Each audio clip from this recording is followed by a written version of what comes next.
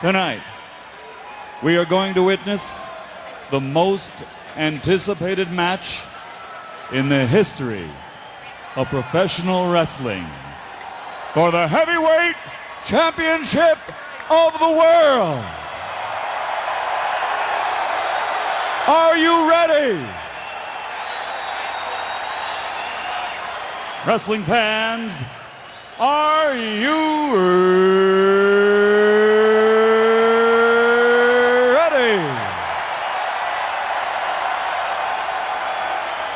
For the thousands in attendance and the millions watching around the world, from the capital city of the United States of America, Washington, D.C., ladies and gentlemen,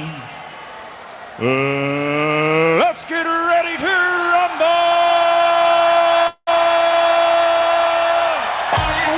Let's get ready to rumble indeed. Ladies and gentlemen, your fellow neighborhood master Chaos back with you once again. I hope you're well. I really do. Today, let's talk Vinegar Syndrome Aftermath. I've got a gaggle of guests. Yes, that is a term that's frequently used here, a gaggle. Let me introduce you to them now. Mr. CMoore Movies, Ethan in the house. How are you, sir? I'm good. How are you, ma'am?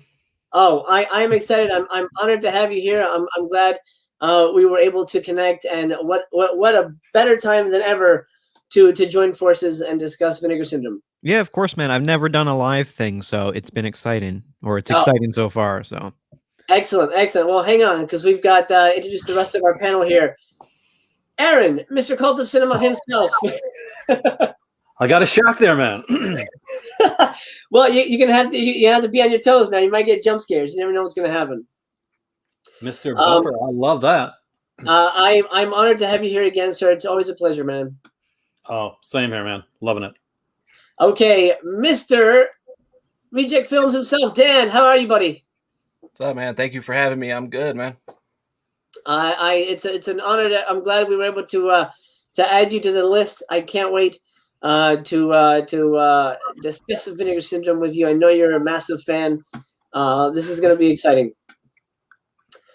Next up, last but not least, Mr. Tony of the. What are you eating? Your shirt? Oh shit, we're live. Mr. Tony of the Dead. How are you, buddy? Hello. Thank you for having me. It's great. Oh my God, it's my pleasure. I wanted to put together the ultimate Blu-tuber roundtable to discuss. I mean, there's one more day left for the sale, but I think we're pretty much at the end. I think once we hit Monday, most people either tapped out or you never know. We'll discuss that down the end. If we think Vinegar Syndrome is going to drop anything on the last day. Sometimes they do drop a couple of little goodies like merch or whatever. So we'll see. But I wanted to put together as comprehensive a panel as possible to discuss this sale. And I'm honored to have you guys all here with me. Let me check in with the chat room. Super G is here. Let's do it, man. I'm glad you're here. Zach is in the house. Good to see you. Well, see you. Let's see. Paul, one of my patrons. I'm glad you're here, my friend. Let's have some fun. Dave, yes. I forgot to send out the memo. It's a pajama party. But I'll be representing. I have mine are on the bottoms way. On. What was that? Mine are on the way. I said. Oh, gotcha. Oh, I said I have pajama bottoms on, but I don't have Vinegar Syndrome. Okay, that's good enough. That's good enough. We'll take that. We'll take that. Brian Trash throwing out a howdy, Aaron. Hey. Let's see here. Jay Benny, what's up, man? Don't panic about his pajamas. You can buy some at the site. Are they still in stock? We'll take a look. We will take a look. Bill Dowd, another patron. Bill is very supportive. Love Bill very much. Heroic Waffles in the house. Hey, what's up? Waffles in the house. Fantastic. Happy to have everybody here. Of course, we're talking about the big sale, so why don't we just get to it? Well, actually, before I get to the site, let's take a moment. We'll start with Ethan, and we'll work our way down. Tony, You'll be a last but not least for this one. Next time. Ethan, what are your thoughts overall on the sale? Same thing that happens every sale is it's extremely exciting, and then I get exhausted because the sale is 1 a.m. my time, and I'm up to like 3, and then my next day is like screwed because I have to sleep most of the day, and then exciting again once I make even more orders. And so it's been fun. I've made like 7 orders or something, and I might make another one on the last day. We'll see. I always get roped into just getting random stuff that has a slipcover left because you know what? If it's out of print soon, it's out of print soon, and then that's it. But it's been good so far. I've had fun. Excellent. Aaron? I've loved the sale. I was unsure going in. I'm not going to lie. I wasn't certain about certain titles. I got to say, without giving too much away, I got won over by titles that I didn't think I was going to win over by. But yeah, this was a especially good sale for me. And you know why? Actually, because I finally did that. So I'm excited. Yes, it's very. Can we announce what that is? Oh, you can. What's happening? I finally got the package. Yes, I am a subscriber. Yes, you're an official subscriber now. One of us. It'll change your life. It'll change your life. Dan, overall thoughts? Well, like some of you guys, I'm a subscriber as well, so I was just looking forward to the new releases and the special artworks and things like that. Kind of fell asleep. I'm up at like 5 a.m. for work, so woke up and seen what was limited and tried to jump on that, things I knew was going to sell out. But I'm excited for the Scanner Cops, I'll be honest. I've never seen them, but the trailers look amazing, and the packaging's awesome. A little disappointed with their slipcover choices. I thought for sure we'd get a Frightmare or Graduation Day. Nightmare Weekend, all right, but, it could have been a better choice. But overall, I think maybe Black Friday we'll see some better slipcover releases. Yeah, I'm with you there. Nightmare Weekend, and I'm not in love with that design either. So I think somebody said it was something based on one of the original VHS, but it looks like ass to me. I don't know. Tony, overall thoughts? Overall, like how much did I spend? No, overall thoughts on the sale in general. Thoughts. That does it cost? Well, I spent all my money within like the first half hour. Wow. I was on your chat while you were like announcing everything. I'm add to cart. Spent way more than I shouldn't say I spent way more than I thought I was going to. I figured that I was going to spend this much, but like I can't believe I spent this much. But yeah, I agree with the slipcovers. I was hoping for Frightmare as well and Graduation Day. I don't want to turn around. I have to. I can't remember. Oh, like Madman. I was hoping Madman might get one. So, but yeah, like hopefully, like you said, Black Friday we'll get some better ones, and Nightmare Weekend, that cover is horrendous. I'm sorry. And see, I don't mind that one. That one's out of them. It's weird enough. But I mean, I'm happy. I'm happy with it, but I wasn't like, oh my god, I can't believe this is coming out. But I'm excited to see some stuff that I haven't ever seen before. Gotcha. Jay Benny tossing some love Aaron's way. He says he called Scanner Cop 1 and 2. Well, I think we all knew Scanner Cop. Actually on Facebook early on. And Cult of Cinema has been championing VS for years. Absolutely. He was Mr. Vincent, right? Yeah, actually 6.5 years I think now for Vinegar Syndrome. So I've been doing it on YouTube. Amazing. You know what? Last night when I was talking to Brad, I was gonna toss in a pitch for you when I highlighted one of your comments, but he just kept talking and there was never a good way. That's okay. There was no good segue. Oh, you should really contact Aaron. Well, you know what I mean? Because like he was just, which is good. You want a guest that talks and it doesn't just sit there and say yes, no.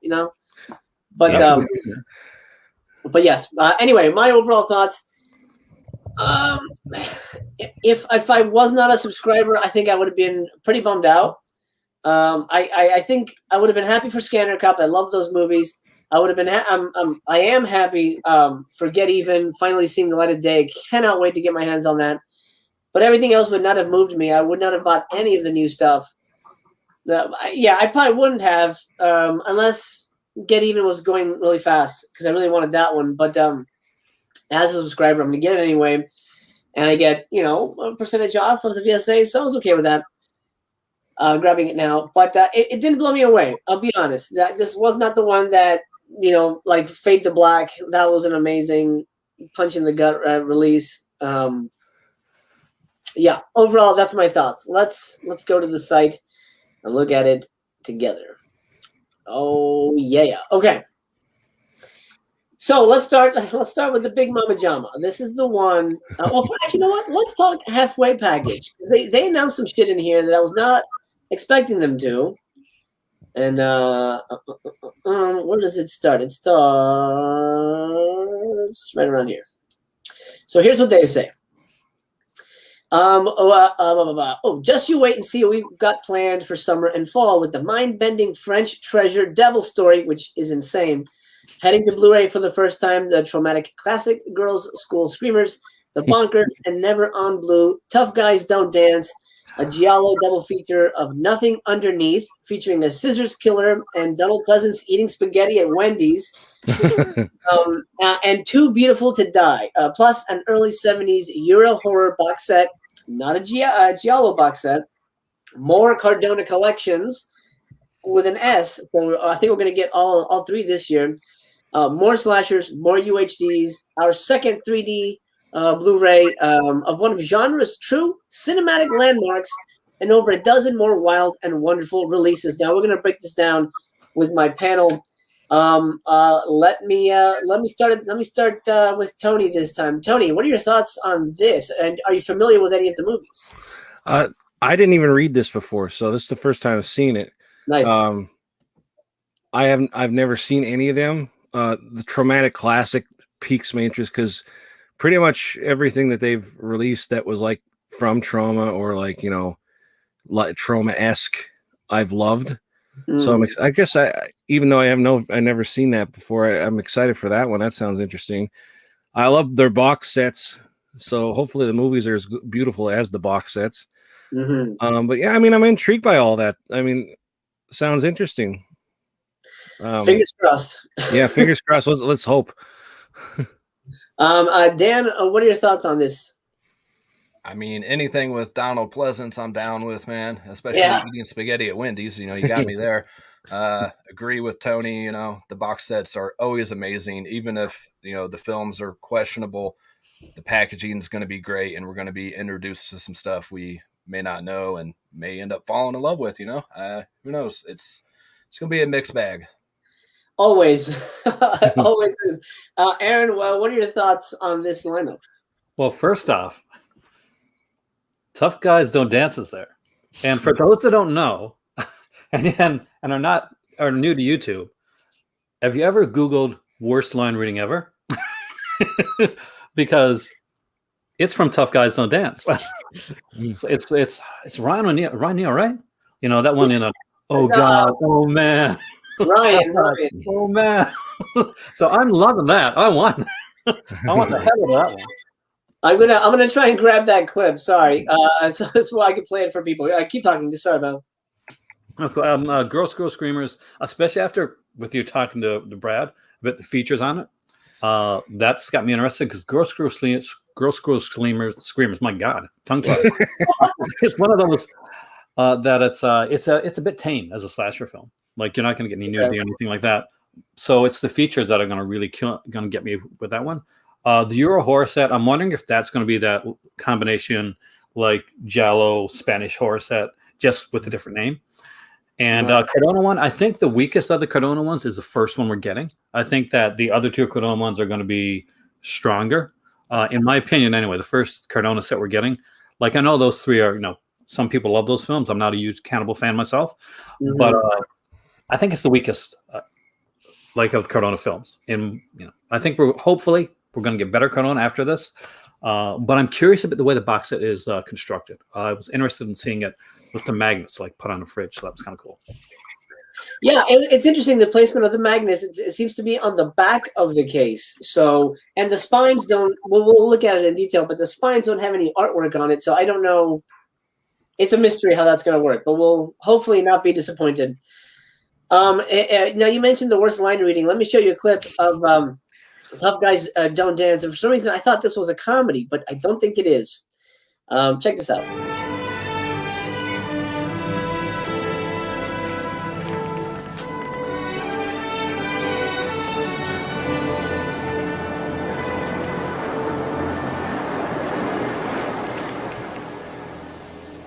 My husband is having an affair with your wife. I don't think we should talk about it.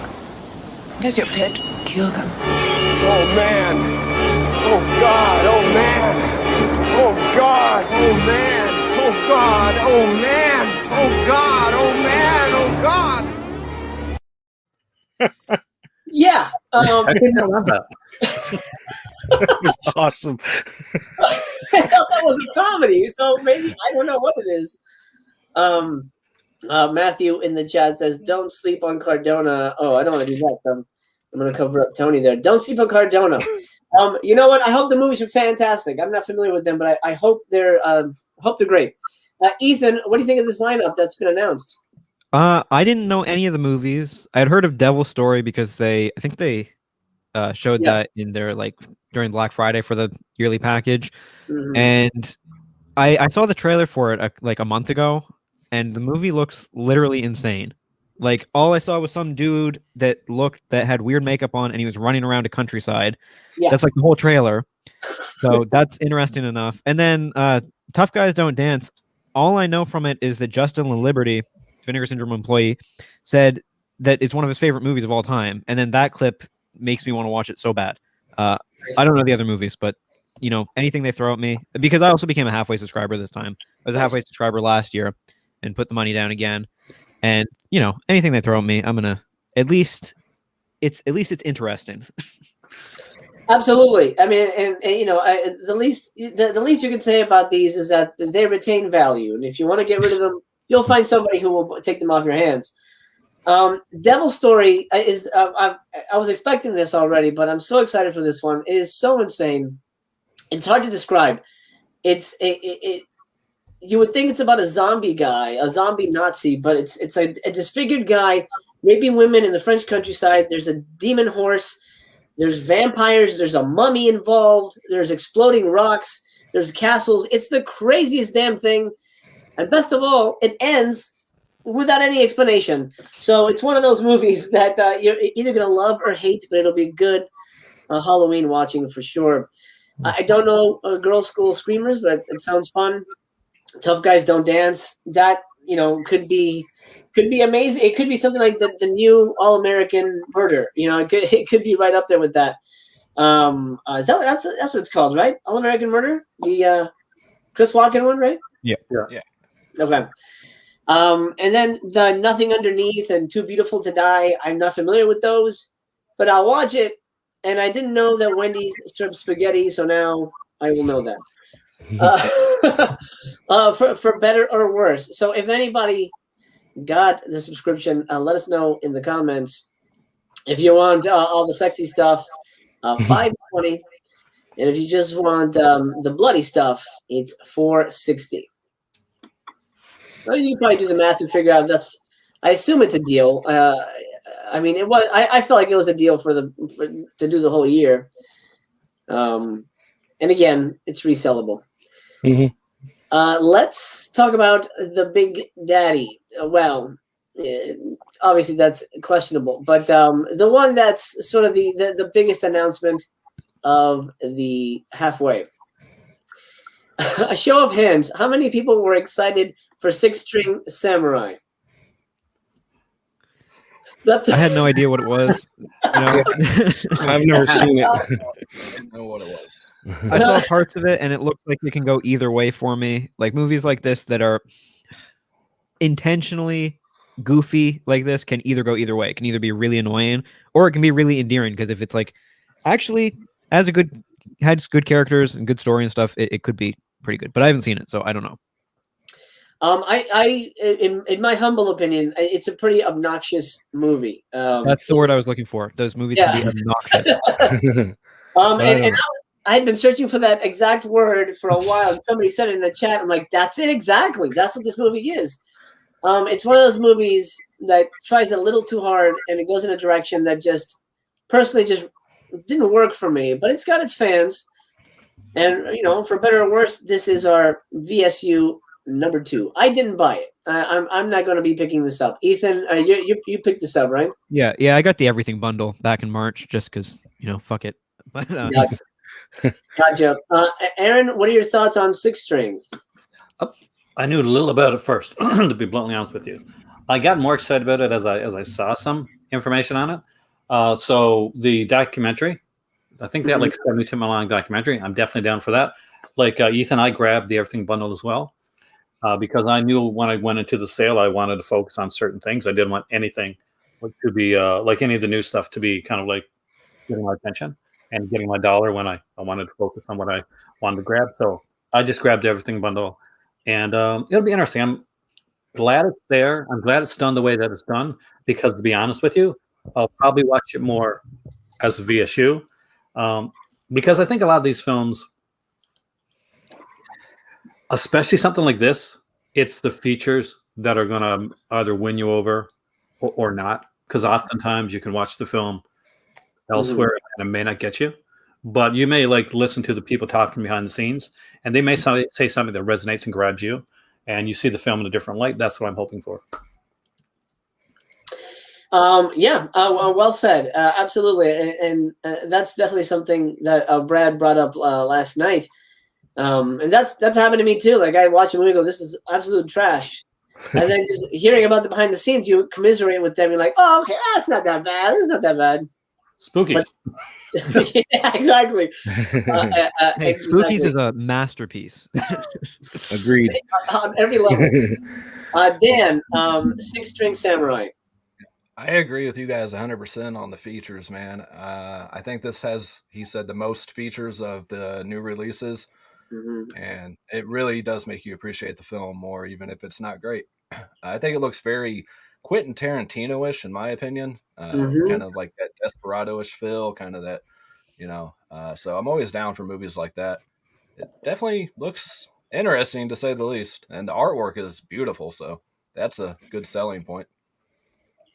Yeah, the artwork is always how they get you. Like, oh, damn, that slip is pretty good. And then you watch the movie and you go, oh, my eyes. That's how they got us back in the day in the video stores, with all these 80s horror movies. You see the artwork and then you take it home and you're like, what the hell am I watching? Yeah. Those particular covers. That always happens. Wait, this person wasn't even in the movie. What the hell? And that's happened with Vinegar Syndrome releases. What was it? One of the Spanish releases had like a Ferrari on the artwork or something. That car was never in there. Or the chick was never in there. You're like, what? What is going on? Tony, Six String Samurai.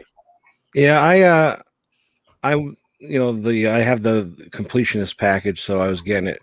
But I never look at all the pictures like you're going through it. I never look at this, so I just see the image. I'm like, I never heard this before. It's a 4K. I think it could sell out, or who knows. So I would have probably picked it up anyway. But I didn't know that it was like the Beastmaster one, and I love that style. So, and I have no idea. Like I said, I have no idea about the movie. Seeing these pictures, it kind of looks post-apocalyptic-ish. Yeah. So that's intriguing. So I mean, I'm looking forward to seeing it. Okay. But I have no other opinion about it. But yeah. It's I would describe it as somebody just watched, Pulp Fiction and Desperado and said, hey, let's do that. But let's throw in a little bit of like Beyond Thunderdome in there as well. Oh, we only have $2,000. What do we do? And that's kind of what you get. That sounds good to me. It's funny. The main guy,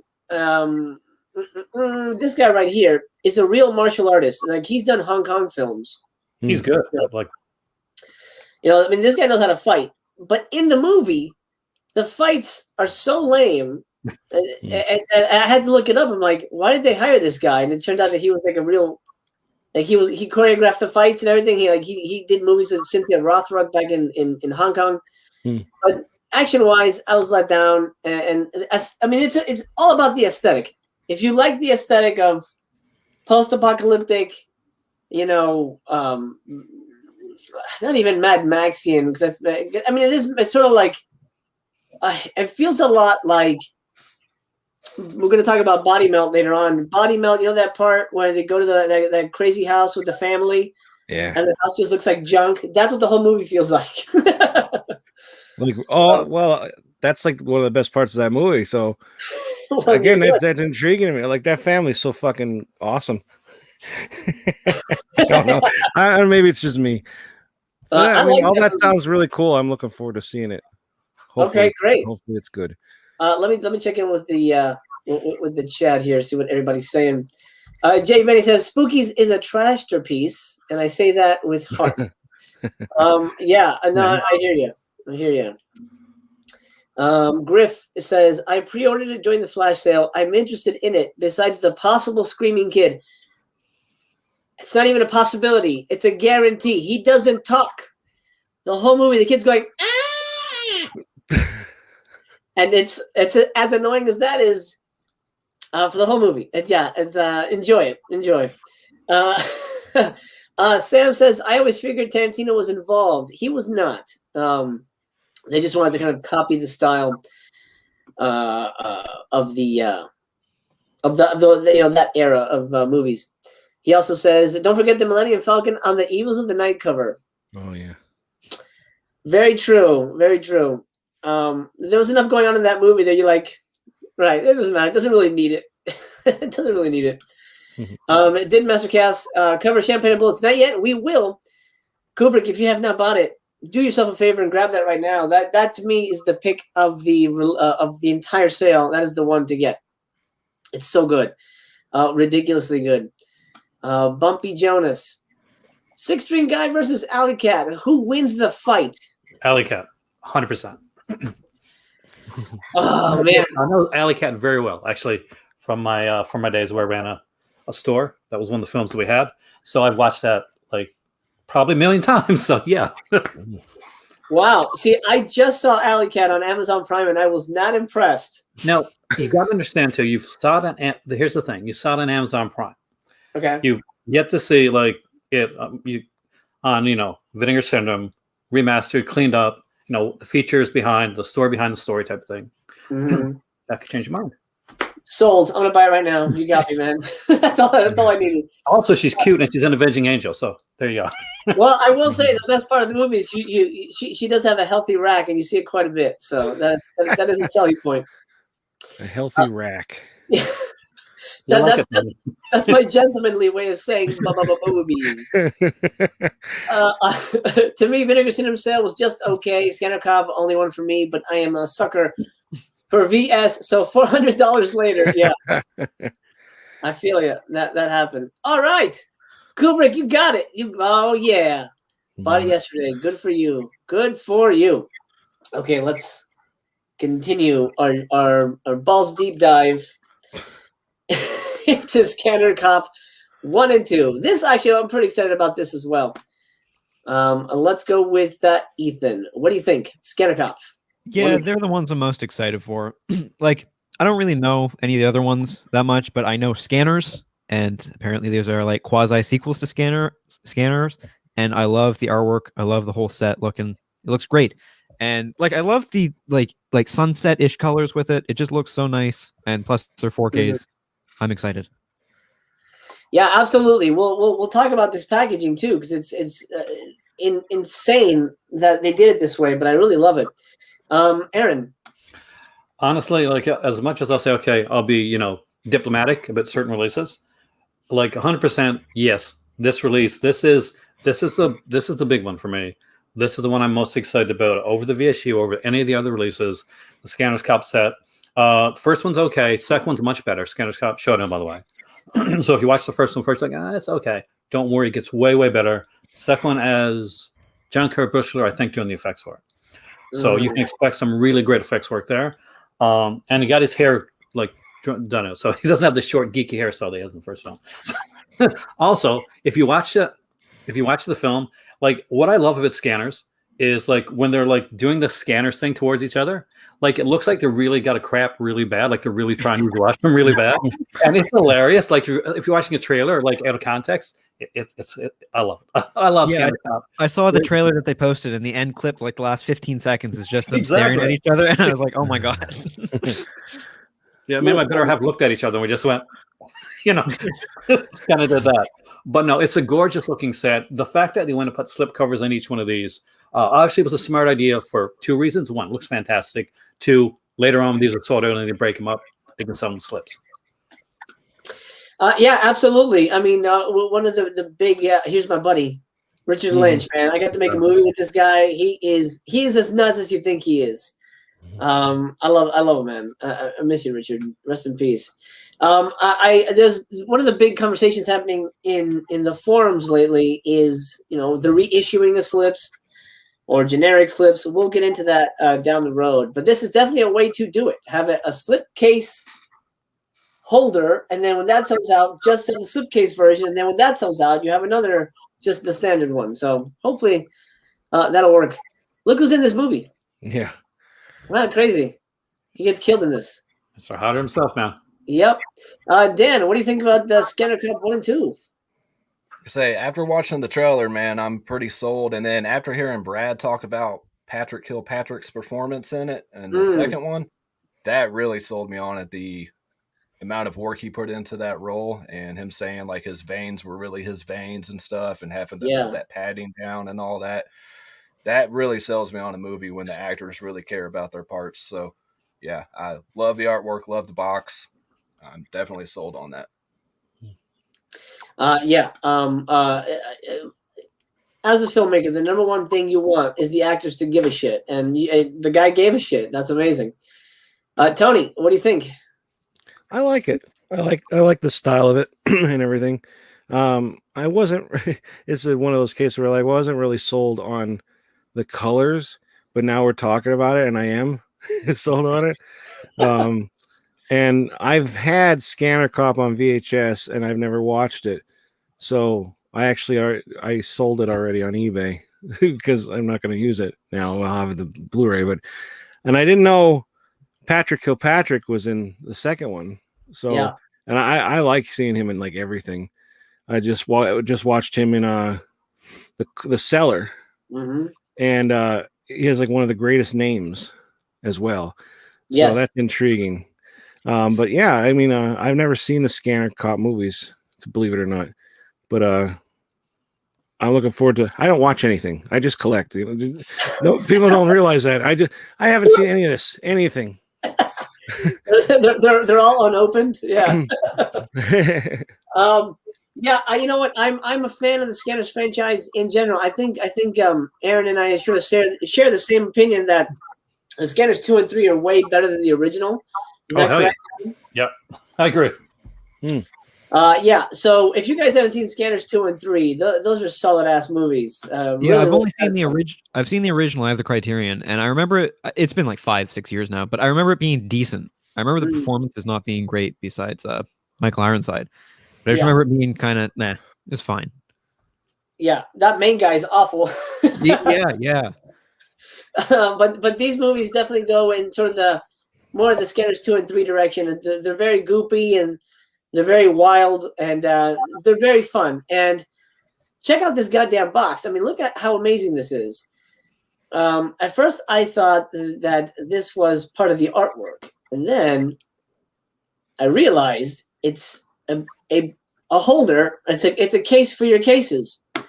I hope this bodes well for other releases. I don't know if they're going to be releasing stuff like this in the future, but I hope they do. What do you guys think of this? Do you think this is something that they should maybe for that Giallo double feature? It should come out like this. What do you guys think, Ethan? Yeah, I'd love to see more of that. Like, I like really unique packaging. Always, it always sells me, even if the movies are shit. Like, it's still gonna get me, especially from Vinegar Syndrome, man. Like, it's gonna get me. Aaron, what do you think? You like this packaging? This is exactly what I'm hoping the Giallo set is going to be like, and they don't Cardona it. Yeah, yeah, more like this. Absolutely, we'll get to that. That's Dan. Would you like to see more packaging like this? I mean, I would, but they've never continued any of their attempts at some kind of special packaging besides their box sets, like Slaughterhouse or Hell Comes to Frogtown. They've never redone those same exact designs. So I don't know what their thought is if it sells really well, because those all sold really well. So why not continue that design? But who knows, man? I hope so. That's a good point. Yeah, they have never done a slipcase like those again. Tony, would you like to see more box sets like this? I think so. Yeah. I mean, it's got like a you know, blank VHS tape kind of vibe to it. Yeah. I like that, but I like the way the jollies like where those box sets are. So I kind of think they should stick with that theme and maybe make the some horror ones like this. But yeah, I agree though. No, I'm not crazy about that Cardona all 3 in 1. You know, I guess I know it probably saves money not having to put another case in there and everything, but it just looks nicer when there's separate. Like, you know, they could do one thing where it's Scanner Cop 1 and 2 together and have both discs in there, but it looks so much nicer where they're separated. Yeah. So I hope they don't do that. Like that card. I mean, I'm looking forward to getting that card. I didn't even know they were cannibals. Right. So that's kind of like not really big on cannibal movies, but we'll see. Yeah, same here. But yeah, I mean, I like this. I guess it just depends on the movie. I hear you. Something I don't know if you guys have seen. I've seen a picture of all of them stacked together. This is bigger than the Cardona collection. Let that sink in for a minute. Isn't that crazy?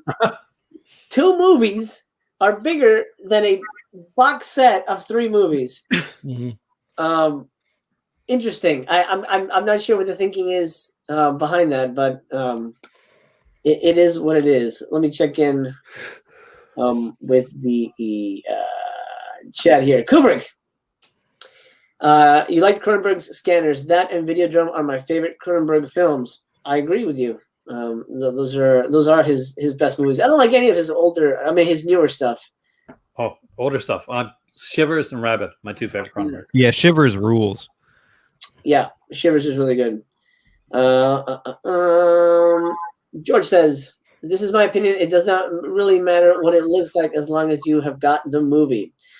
Yeah, I mean, some people don't go in for the cardboard or the cases. It's all about the movie. Absolutely. As long as people can enjoy it, that's all that's really about. VS are marketing geniuses. I guess it remains to be seen. If they sell, then it worked. We'll have to see. Super G, Cynthia Rothrock 4K box set. Yes. Maybe. I'd like to see her Hong Kong stuff. Honestly. Yeah, because I've only seen her in Martial Law, and she's good in those. Like those are good. Those are fun. Honestly, I like the Lady Dragon ones, and there's only one that she's ever done with nudity. That one's worth seeing. It's got a good plot. That's why it's just nudity. Oh, sure it does. She looks hotter now than she did back then. It's insane. She just keeps getting better. Yeah. Yeah. I ran into her just like a martial arts convention down here. It's a really small one, but she was a guest, and I walked past her. I'm like, holy shit, she aged amazing. Yeah, she's great. Okay, next, let's discuss my most contentious title, Alien from LA. Okay, Tony, we'll start with you, man. What are your thoughts on this one? Just knowing how much you hate it, I hope I love it. So I can be like, you're nuts. What's wrong? I mean, I never heard of this one either before. Kathy Ireland was like one of my crushes back in the day. From that trailer though, the voice can probably get annoying, but we'll see. I don't know. If going off that trailer, it doesn't really tell me much, you know. But it's not one of my oh my god, I can't wait for it again. You know, I don't know. Is it like a post-apocalyptic kind of thing underground? Yeah, essentially. See, all I have to hear is post-apocalyptic, and I'm intrigued. So we'll see, and okay. I will review it just for you. Great. and I'll give you a shout out and I'll say he's crazy. No, I'm just I'll kidding. be the first person watching, and I'll have my fingers ready to comment. Yeah. Um, Bullshit. That's what I'm gonna say. Dan, what do you think about Alien from LA? I don't really have any thoughts on this one, man. I mean, Kathy Ireland, you got me there, but just reading the synopsis, a subterranean civilization. So, I mean, that sounds a little interesting, but no one said anything positive about it yet. So, we'll see. And I don't think you'll hear anything positive from Aaron, but here, let me hear your thoughts on this one, pal. I got some positivity. Don't worry. I always got some positivity. But everybody that knows me knows that when it was rumored that this was going to be Alien from LA, I said, and I will go on the record that I said, please don't be Alien from LA. that was because I remember the film. It was on a MGM 4-pack that I had. It's the only one movie that I did not rewatch on that MGM 4-pack. And The Angry Red Planet is on that 4-pack. That being said, this is the most gorgeous I've ever seen this movie look. So I'm hoping, I wish there would have been more features on this one. The key thing for this for me, and the reason I'm glad that I got it, even though I think this is going to be one of the weaker ones for this package, is that this opens the door to Albert Pion in Vinegar Syndrome, and that opens the door to radioactive dreams, which I really do want. So I think some people are actually going to be surprisingly like this more than they think they do. I might actually like it more, seeing it more cleaned up, because you get to see more of the world that Pion's created, and good or bad, when you're looking at the stills, he's done a lot to create this underground type of this world and these characters. I knew this was going to come because they did Fade to Black, they did Surf 2. Both of those have Linda Courage in them, and Linda Courage is an Australian actress. She looks like Marilyn Monroe. So that this had to come out. If it hadn't come out now, I knew it was going to come out down the road. So I was just surprised to see it come so soon. It is a gorgeous transfer. So hopefully it wins me over this time. Excellent. I'm gonna watch it when I get it, and maybe my mind will be changed. But I have terrible memories about this movie, which I'll go into in a minute. Ethan, what do you think? I had no idea what this was. It's the one I keep forgetting that it's even that was even released. That's even coming out. I like the slip. It looks really nice, and I watched the trailer. I don't have much to say about it. I like the set design. It looks really cool, and all these stills you're showing look really great, and the restoration looks really nice. But I don't know. We'll see. That one's a little weird. Okay, so have you guys ever seen The Forbidden Zone, directed by Richard Elfman? Oh yeah, yeah. Really, that's a wacky ass movie. Alien from LA is like that. It's not as weird, but it has that feel to it. Here's my story with Alien from LA. I'm in the video store, and I'm walking around. I go, my dad says, "Yeah, rent something, for us to watch." And I come across this cover. This is the cover, actually. It's her in the red bikini. She's glowing, and it says "Alien from LA." I'm like, "Oh shit! A girl in a bikini and aliens? It's about aliens." Oh shit, is she an alien? Oh man, I hope we see her tits. Dad, let's rent this. It's cool. It's science fiction. And he goes, oh, okay, yeah. So we brought it home. We're like, oh, this is fantastic. A girl in a bikini and it's aliens. It's going to be great. And then it turned out it's not about aliens. It's about people living underneath Los Angeles in some dirty ass world. And she talks like a cartoon character. I don't know if you guys have heard her voice, but she talks like a cartoon character the whole movie. And it was just the most awful experience of my life. This is the first movie I think I remember that I was so disappointed in. And I rediscovered it when Mystery Sense Theater did it. And I enjoyed that watching it with them. But I never wanted to own this movie. I never wanted to own this movie. And I don't think I'm ever going to change my mind on it. But then again, I did say I wasn't going to buy Necromancer, and I did. So who knows? You got to have at least one bad one every month, Necromancer, that one that not everybody likes. So right. Every month has to have their dark tower. This is this month's, but Jesus, I don't know. Alien from LA that's a rough one. That's a rough one. That price might put some people off too. Yeah, no, I imagine that's not gonna move until it's on sale, like most titles. We'll see. We'll see what happens. Did you guys ever see it on Mr. Sense Theater? Mm-mm. Oh yeah. So funny. So funny. Psycho agrees. Radioactive Dreams. I want to see that as a VSU. Exactly. Let's see. Kubrick says, I don't think I would buy Alien from LA. But no, don't. You know what? If anybody look, what I always say, try before you buy. It's on YouTube. Watch it. If you like it, hey, fantastic. Everybody has different tastes. I really hope you enjoy it. Montgaleri, sorry if I'm getting that wrong. Alien from LA could have been a fun fish out of water comedy, but it does absolutely nothing with the premise. Absolutely right. And Griff, I'm with you. It's too bad they couldn't get Kathy for it. I just don't. I don't understand what the hell else is she doing? Yeah. Not wanting to talk about Alien from LA. Yeah, maybe she's embarrassed of it. But why? It's so good. Actually, as soon as it was announced on my live stream, I actually just sold it to a friend that I was texting. So I actually don't own it anymore. But he's going to let me watch it before I hand it over. Let's see. You got to go into it though. Like, don't I know you're focused on the negative, but maybe you have a different opinion now that you're older. Maybe you'll appreciate it more. Absolutely. I always try to go in blank slate, and then movies disappoint me real quick, but I do my best to go in blank.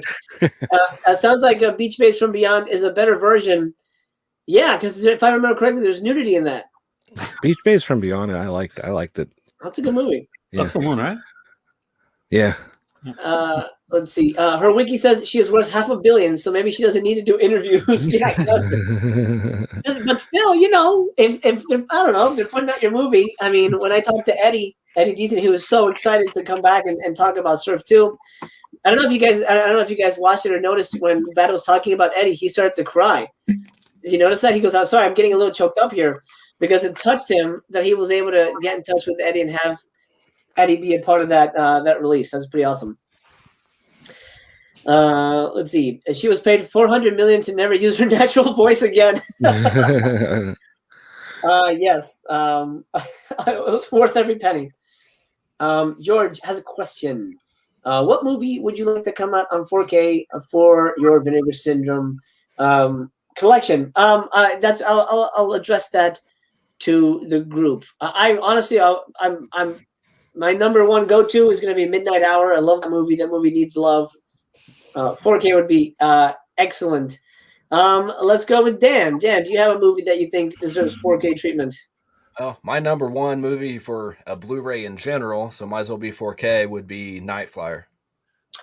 Nice. Tony? I always say Summer Camp Nightmare. Okay. That's a good one. Dan, that's like, I think we talked about this. I think that's like perfect Vinegar Syndrome territory. That's crazy. Aaron, I'm sure you've got a couple. Alone in the Dark, Jack Shoulder. Excellent film. One of my favorite movies of all time, actually. And I am shocked that it has still not gotten the premiere treatment, because it so deserves it. Wow, that's another amazing choice. Ethan? If we're doing 4K, I would love to see Peter Jackson's Dead Alive. I know he's working on the transfers, but that would be like the dream release of all time. Oh, man. Absolutely. Yeah, that'd be fantastic. Who's putting those out? Is that Arrow? I might be mistaken. I think there was rumored that they were going to do one, but I don't know. Remains to be seen. Fat has a question. Where's Tracks? I don't know. We need Tracks. That is such a good damn movie. God damn it. We need Tracks. I'm sure he's aware of it, but I'll reach out to Brad and mention Tracks, and he'll tell me nothing because he can't, but we'll see what happens. Sam would love a Miami Connection 4K. Sure. Why not? Let's do it. Should I get Satan's Blood? I'm 50-50 on it. My thoughts are, it's a movie that I had to sleep, sleep on after watching to really fully appreciate it. You have to do a lot of legwork on your own in terms of putting the plot together. But if you like nudity, that's chock full of nudity. It's probably more nudity than Satanist stuff in that movie. That's my thoughts. Anybody else want to toss in their 2 cents? Yeah, I feel the same way. Like, it was fine when I watched it, but over the past few months, out of the recent releases, like especially in the January package, that one stuck out the most. Absolutely. So yeah, Satan's Blood. Grab it. There you go. That's your answer. There's your answer. Brian Trash wants more porn on 4K. Does anybody have any 4K porn? I don't. Did you guys get Sex just World? the one that they put out? Yeah, I bought Sex Sex World this time. Okay, that'd be about it. Does it look good? I mean, does it? I mean, is it worth an upgrade? Doesn't really make that much of a difference, to be honest. Yeah, I can see every individual pube. It'd be different if it was in 3D and stuff was. Never mind. I'm just gonna leave. Right. One day, Sam. Yes. My opinion, and I think Aaron has the opposite opinion than I do on this. A Limbo, I would stay away. It's not. It's a very rough watch. It's almost absolutely feels like a student film shot on super consumer grade VHS. What do you think, Aaron? I thought you liked it. I like Tina Kraus. Like, it's just I don't like everything, obviously, but yeah, no, I agree with that one. Pass on that. That's that's our thoughts. A Wet Movie loves 3D porn better. That's the I'm sure they have that. You know what you should do, Brendan? Reach out to like Vivid or something like that. I'm sure you can get screeners. And if you that'll get you some new subscribers. All these it's popular, and it'll give you something to do, something to think about, pal. What do you think about the televised box set? We're going to get to it. Let's talk about the other single release, Surf 2. I'd never heard of this movie, but I definitely lean towards the comedy releases. I'm a big fan of Wacko and Pandemonium. Is there another one? I think that was the two like wackiest ones. I'm a big fan of those type of movies, so I'm excited for this. Ethan, what do you think about Surf 2? Yeah, I'm a big fan of those types too. They can get annoying, but like stuff like Scary Movie and like the Abrams Zuckers flicks, like those are great. And the trailer that they posted for this on here didn't sell me, but a few months ago when they did announce this, I watched a clip of it on YouTube, and I can for the life of me cannot remember what it was, but it was really funny. Like, genuinely, I was surprised that it was actually hilarious, the clip that I saw. So that sold me immediately. And you know what? It sounds weird. It's probably pretty good. Yeah. Aaron. This is one that I found out from Brian Sauer from Just a Disc. This is one he likes. I'm not sure if I've seen this one or not, actually. The same as Ethan, I was not sold on it by the trailer that I saw on the Vinegar Syndrome website, but when I did some research like on YouTube, looked really interesting. Then to find out that there's a whole other version of this film that's never been shown before, that really excites me. And like that, and there's a huge difference. Actually, what this was it like we interviewed with Brad, was it? And there was like 15 minutes like difference in the two versions of the film. It's got Linda Carriage. I'm a big fan of her. So Eric Stoltz is in this one, and I like these comedies that can go. They're hit or miss for me. I'm not as big on Wacko and Pandemonium as you are. I like them, but they're, then again, to be honest, I did a podcast, Just This podcast, and I was talking about Wacko on the podcast, and in order to do it, like I watched the movie like around 4 times, right? Mm-hmm. And by the time I watched it the 4th time, I'm like, I don't want to see this again for a while. So that happens. So maybe I'm a little bit like biased because of that. Gotcha. Dan, Surf 2. Yeah, the back of the slip definitely sells me on this one. I mean, the front slip art is nice too. Like you guys, I didn't really know much about this movie. I watched the trailer. It looks great from the trailer. I honestly wasn't a fan of Pandemonium. I thought they tried way too hard on Pandemonium. Mm-hmm. And I mean, when you do these kind of movies, you can't do too many jokes that are in that time. You got to do some jokes that are going to stand the test of time as well. But I don't know. Pandemonium it really pushed its limits to me. So hopefully this is better than that. Gotcha. Yeah, I know. There's definitely there's such a range of fandom when it comes to these movies. I know a lot of people were not big fans of the horror comedies. I don't know. It spoke to me. I like the cast in that one. Tony, what do you think about Surf 2? First off, is there a first Surf? No. Or is it just a joke that this is the Oh, second yeah. one? Everybody knows about Surf 1. We just didn't tell you. No, I have no idea about this. No, love- there is none. Yeah, it's just a joke. Okay. Because I thought, well, now what the hell? Now we got to wait for Surf 1 to come out from them. But, like Psycho Cop. But I love the artwork. Dude designs is amazing. I love the artwork. Seeing these pictures is it's interesting. What was I gonna say? I didn't know it was a horror comedy, and those are hit or miss. And I have to be in the mood to watch them, But I've seen some that I really like Return to Horror High. When I first went into that, I was like, I didn't know it was a horror comedy, but I liked it. So, it looks interesting. I really have an opinion on it yet. I didn't watch the trailer, to be honest. I don't like watching trailers too much. Yesterday on your channel was the most I've ever watched trailers in my life. Gotcha. But I like to kind of go in blind. But yeah, I mean, I'll watch it. It looks very weird. Yeah. To say the least. Yeah. Yeah, I had no idea. Apparently, this was playing out here in LA for a time, but I was not aware. Didn't catch it.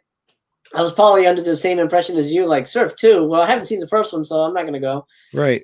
But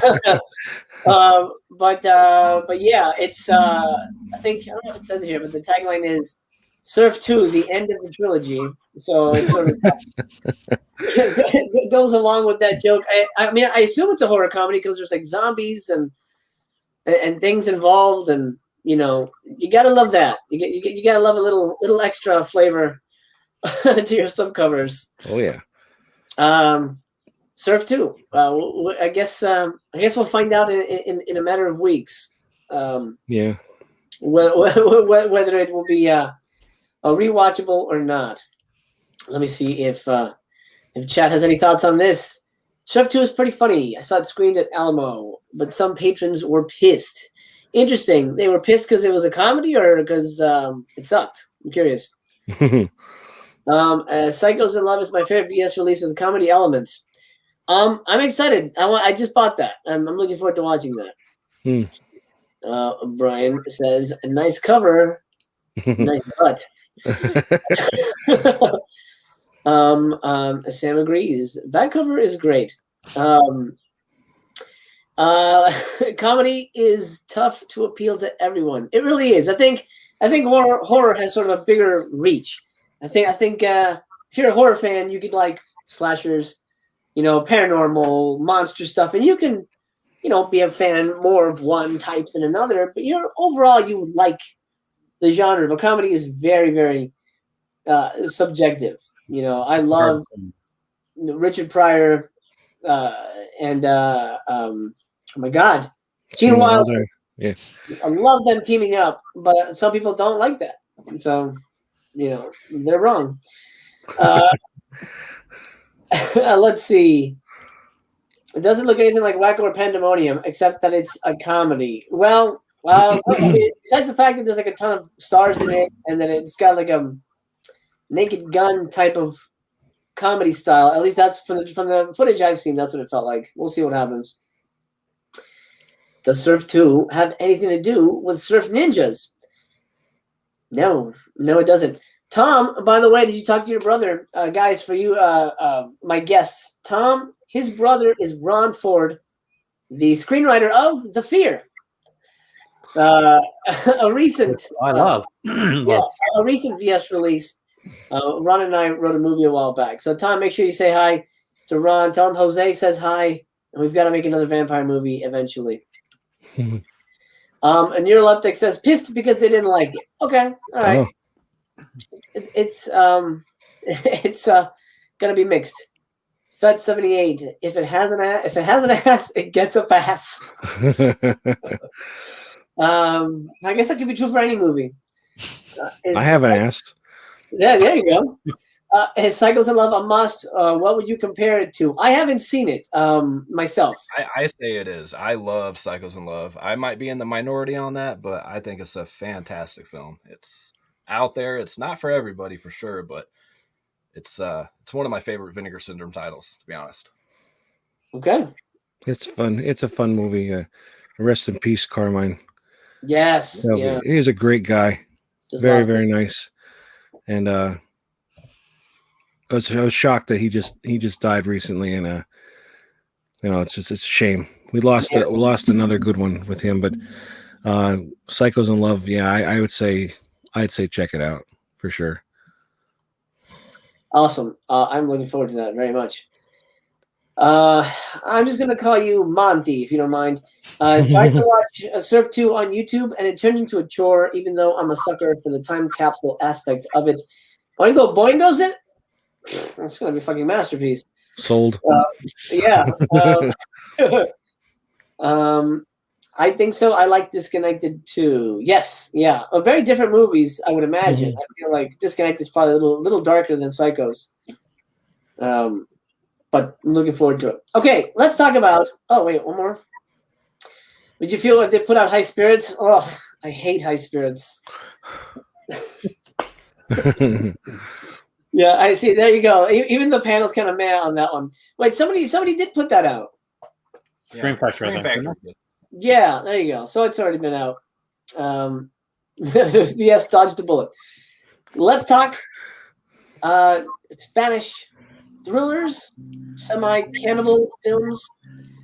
This is the Cardona collection. We'll talk about the box set itself towards the end, but we'll discuss the movies now. Mr. Tony the Dead, are you excited? I mean, I don't know if I'd say I'm excited. I like the cover and everything, but now knowing that you said it's cannibal, it's like okay, it's not something I'm into, but Same.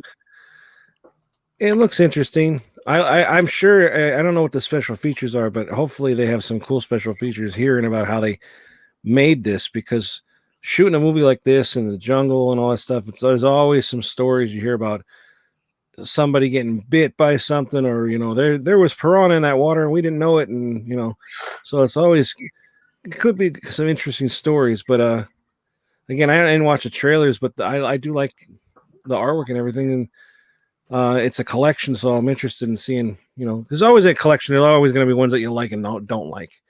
So hopefully they weren't all three of them are at least halfway decent. One would hope. At least we have to look forward to Dudes in a Diaper. Oh yeah.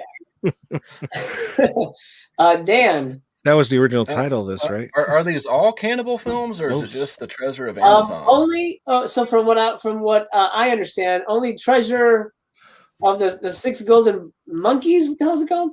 Treasure of the Amazon is the only kind of cannibal type movie. Yeah. But from the way Brad made it sound it wasn't like really like Umberto Lenzi style insanity. So. Kind of reading through the synopsis, the Bermuda Triangle one says a doll develops an appetite for flesh, so maybe that is cannibal to an extent. Yeah, maybe. Again, I'm not big on those either. I think they're kind of boring, in my opinion, for the most part, for those cannibal type films. But until you get to the end, where there's really some kind of action going on. Cyclone looks like it's people stuck in water. I'm not really a fan of that. Kind of film. Yeah, I don't know. They don't look very exciting to me, to be honest. I mean, that's exciting right there. Yeah. I'm not blown away. I feel like Triangle was either Riff Tracks did it. Not Mystery Science. I think it might have been Riff Tracks. And they're all, I think, from what I understand, they're all sort of contained movies. So, like, except for the first one being out in the jungle, but Triangle set on a boat. I guess the other one's actually set on a boat too. They're very heavy movies for better or worse, and this is your quality of gore. Yeah. So that could be interesting too, though. Like when they're set in one setting, because it's like the movie Harpoon. It's like they're on this boat and this one's dying. What do? You can't get help. It's like, so it makes you think like, what would I do in this situation? It could be interesting. But, yeah. Aaron, what do you think? I'm super, super excited by the other Cardona collections, but not this one. Yeah, this is my least favorite out of everything. Yeah, I'll be watching Alien from LA before I watch the Cardona collection, and that is the truth. I've seen these films.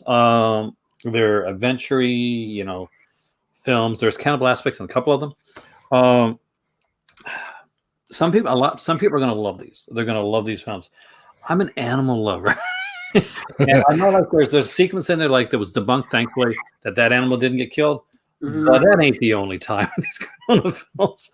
Like several times, from like Night of a Thousand Cats to Beaks to the sharks in a couple of these films.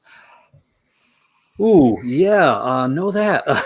If you're a real big animal fan, just like know that going in, because that's a bit harsh. Did they really get killed, or it just looks like it? Like there's a dog sequence in one of the films where for years people thought that the dog had gotten killed. Now, yesterday I watched Master Cass's video here, and Brad debunked it. He said, no, the dog never got killed. Now, there are other sequences with sharks and other animals that get like speared and stuff like that. And that looks to me, I could be totally wrong. Like that looks real. It looks very much real. And I think because they were more wild animals, they felt more at ease with doing it, I guess, maybe. Right. But Cardona is he's kind of known for this. If you look up Reno Cardona Jr., this is one of the things that he's known for with his films. This isn't like one or two films. He has a lot of films. There's a sequence in Night of a Thousand Cats where this cat gets thrown. It ain't a fake cat. Just putting that out there. But that's the ugly part of it. The actuality of it is like they're adventure films. That's the cannibal thing is not really my bag. Now, this is not as bad as like a Deodato, so don't go in this expecting like this like super like cannibal holocaust type of gore. It's going to be gory, but it's not going to be Deodato-esque gory. So you can kind of like lean back and be a little bit glad about that if that's the type of cannibal thing that bothers you. And that is me. I'm not a cannibal fan. So when they showed the first cover for this film and with the cannibal on the right, like front and center, with getting bitten on the ass by a snake, which is what it looks like. But I was like, I don't like the cover. I really like. People are like, oh, the Televised Terror box, and we'll talk about it after. But this was the one where when I saw this cover, I was like, yeah, this isn't like, it isn't winning me over. But I'm excited about the other Cardona sets. I'm just not excited about this one. Copy that. Ethan. Again, didn't know any of these movies. Obviously, I pre-ordered the Everything bundle, so I'm getting it. But the trailer actually sold me on them. They looked interesting, and Hugo Stiglitz is in at least one of them, so that's always interesting. All of them, I think. Yeah, he does a lot of his movies. Yeah. So yeah, I didn't know him, but interesting, like usual. I'm not familiar. I'm familiar with the name. I'm sure I've seen his movies, but I don't recall them. And I don't think I've seen any of these. Not something that it's not the box that I'm going to reach for first. Even though I sort of have the same feelings about the TV box set, I'm probably going to go there first. This one could be amazing. I could be really impressed. But I assume the most interesting thing about this release is going to be the box or the supposed gimmick. And I'm curious, I don't know if they mentioned it here. I'm curious if the gimmick is going to be, they released it as a gimmick because they knew these movies weren't going to fly. I think so. And these are cheaper than the other boxes, actually. Yeah. Well, let's talk about that as a box set, because it's technically just an Amray case with 2 slipcases. It is a 3-disc set, so all movies are on individual discs, which is good. But you get an Amray case, one Amray case. You open it up, the movies are in there. On top of that, you're going to get a nice little slipcover. That's a pretty nice looking thing. I don't know why they did not go with a regular box set. I feel people would have jumped on a regular box set as opposed to this. So let me go up to it, which is kind of like, almost exactly like Scanners. It is a slipcase holder for a slipcased Blu-ray. Oh yeah, I didn't even notice that on the side there. Yeah. Yep. Mm. So that slipcase I just showed you fits in there, and it's about as thick as maybe a VSA. It's about VSA thickness, and it's smaller than Scanner Cop 1 and 2, which is insane to me. Yeah, it doesn't make sense. Yeah, I don't know why they went in that direction. What do you guys think? Packaging, saving money, or is this revolutionary magnet thing really going to be the saving grace of this whole box set? Where everybody's go, oh shit, now I need the whole collection because it makes this beautiful tapestry. I mean, it might. I don't know. Ethan, any thoughts? See, I have no idea how they're gonna be, like the sets are gonna be together with magnets. Like I can't picture it. I don't understand. Yeah, and like from what we see online, Justin Liberty showed it. Like the magnets are on the back part here. Yeah. So how the hell why would you cover that part up? It's very strange. Aaron, can you piece this together? Does this make any sense to you? Yeah, as I'm probably the least excited person about this set. I do apologize because I'm normally Mr. Positivity. Yeah, it's different. I mean, I think it's a VSA side load. This is what it looks like right now with magnets on it. I'm not sure how they're going to do it. Are the 3 boxes just going to just go together? That doesn't seem like a big revolutionary step to me. Box sets that stick together to make one big box set. I mean, I got the Mill Creek Ultraman sets, and they got this mural that goes along them, same as the He-Man sets. I love that. That stuff's cool. But obviously, these are too thin to do something like that with. I'm kind of wondering if maybe the inside cases or maybe these cases here aren't going to come together in a way that makes one big long one. But that would make it awkward, too, if you're going to store them like that as well. Right. It doesn't make sense for the magnets on the back. So I think they're being tight-lipped, hoping that people are intrigued by the first one to grab this one. It's going to be the second set that is going to either raise up the Cardona collection or sink it. In my, that's just my thoughts.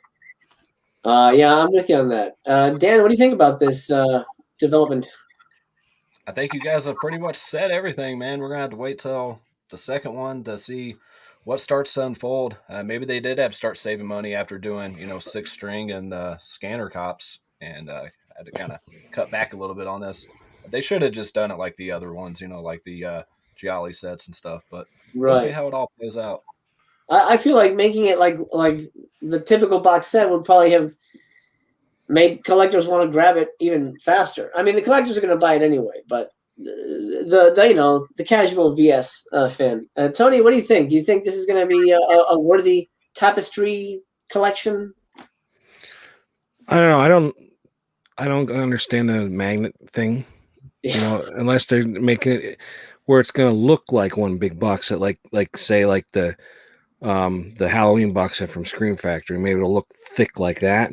Mm-hmm. But I think they should have just did like the same thing with this, like they did with Scanner Cop, and I don't know, it just looks weird. That sounds really weird to me, but I think they did it this way because of money. Yeah. So that's what I would say. And hey, you can still make it magnetic if it's like the Scanner Cop one. You know what I mean? Like, yeah, there's multiple cases. You can still make the tapestry or whatever it's going to look like. I'm assuming, unless it's like not at all what we're thinking it's going to be. Right. Well, it's funny because Justin showed the magnets off. I'm putting it on his fridge, and I don't know about you guys, but I usually don't put my Blu-rays on my fridge. Only occasionally. Who's going to be blown? Whose mind's going to be blown by this? Insane Clown Posse. Their mind's going to be blown by the market. Boo. Hey, I'm a fan. No, I meant boo to that joke. Oh yeah, I'm a dad. I'm a dad joke, man. Yeah, I don't know, man. And then also look at it this way. They said there's going to be 3 of them. You can't make a poster with 3 boxes You know, there's gonna be one, the 2 here, and then one on the bottom. It's gonna, I mean, 4. Okay, you can make a big poster, but No, that's okay. Let me 4. Unless you have to open up one of the boxes yourself and pull it apart. yeah, it comes with a knife. You have to cut it open, and well, remains to be seen. Well, let's check in with the chat and see what they think. Heroic Waffles says this is a no for me. Yeah, I think Aaron's right. I think a lot of people are going to be waiting to see what happens with the other box sets. Baby Herman, is eBay the only place to get Spellcaster and Necromancer? Here's a hot tip. I'm going to say this right now, but he might be gone. And by the time I say this, I'm sure everyone's going to rush over there right now. grindhousevideo.com last night had them in stock at full price. So if you want them, go check over there. They also had Beastmaster. Grindhouse Video, go check them out. They're like Diabolic DVD if you guys don't know them. He has them in stock, or he had them in stock. Let's see. Cardona in Spanish means F the animals. What language are the films in? I think they're in English because it's all American actors. I'm double checking here. It comes with English. Isn't Donald Pleasance in one of them? He is. That's one of the best parts of it, actually. Yeah. Looks like they're all in English. Yeah, they're all in English. Not like the Galindo films. Sam says the turtle scene in Holocaust was probably the hardest scene for me to. Oh, I stopped watching after that. I actually have never finished those movies. Like, no, I'm good. Speaking of turtles, the Lucky Stars box set that was released by Eureka, the Jackie Chan films. Warning, warning, warning. In the second film, which I think is called My Lucky Stars, Jackie Chan steps on a baby turtle and kills it. And it's played as a gag, like, oh, the police chief has a turtle, he's been playing with it, and then he misplaces it, and then he steps on something, you're like, oh no, he didn't. And he looks down and it's like a pencil sharpener. You're like, oh, okay, Jesus Christ. And then he turns to leave the office and there's another crunch. And the camera cuts to his foot and he removes it and there's a squished turtle. Like a real turtle? There's no way they made a fake turtle for that gag. They killed the turtle for that joke. Oh, wow. That sucks. That's not funny. There's nothing funny about that. So heads up on that movie. Also, it's not that good. It's funny how it says limit 2 per customer when 0 customers will be buying it. I got it. I got it too. People will buy it eventually. People will buy Like you it. said too, it's always resellable if you don't like it. Exactly. I like Slave of the Cannibal God. I was surprised they got a Bond girl. Yes, that's Martina. the reason. Only reason to watch that movie. Delighted to see the drapes match the carpet. What a gentleman you are. Zach, yes, that's the right answer. Pick it up during a sale. I wouldn't pay full price. Wait, by next Black Friday, we're going to have at least one, probably both. And then you'll see if it's worth it. And then wait for the reviews. We're all going to review it, watch the channels, and then we'll give our feedback on it, and then make your decision. Zach says, I'm not mad at this box. I'm looking forward to the rest of the collection. And he will also put it on his fridge. Good. Griff says, also, wait till the sale is over. Vincent might cancel some orders and have some left. That's true. Yeah. That's true. Because some people bought more than they were allowed. That happens all the time. Because I remember LA War sold out during one of the sales, and I'm like, well, I guess I didn't need it. I'll just watch it on Amazon. And then it came back. I'm like, oh shit, okay, I'll grab it now. So it can happen. Let's see. They have Necromancer. Grindhouse Video. Talk about Grindhouse because I'm sure he does. I know he orders a lot, and when stuff goes out of print, he marks it up. So get it now before he marks it up. Because it will happen. Eternal Melancholy. I couldn't buy a crappy movie just to see a certain girl nude. That's what Google searches for. It feels better when you've paid full price for it, though. You've earned it. Yeah. For me, I don't collect adult films, But I'm with you there, Eternal. If I want to see somebody, it's way easier to find it on YouTube than to have it on your shelf and have your wife ask, "Wait, what's this?" Oh, it's cartoons.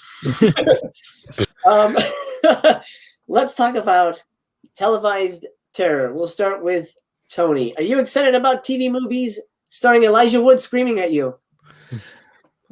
I've never heard of any of the movies, so yeah, I'm interested. Again, they're box sets. No matter what's in it, I'm always interested.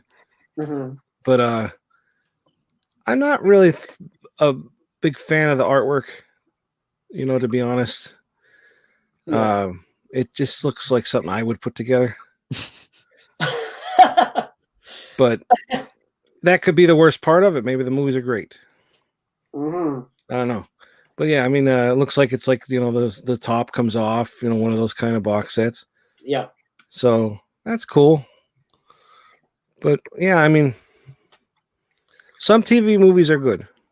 Like, what is it? Are You Alone in the Dark or whatever it was? No, Are You Afraid? Oh, yeah. Are You Afraid of the Dark? That was a good one. Bad Ronald. Yes.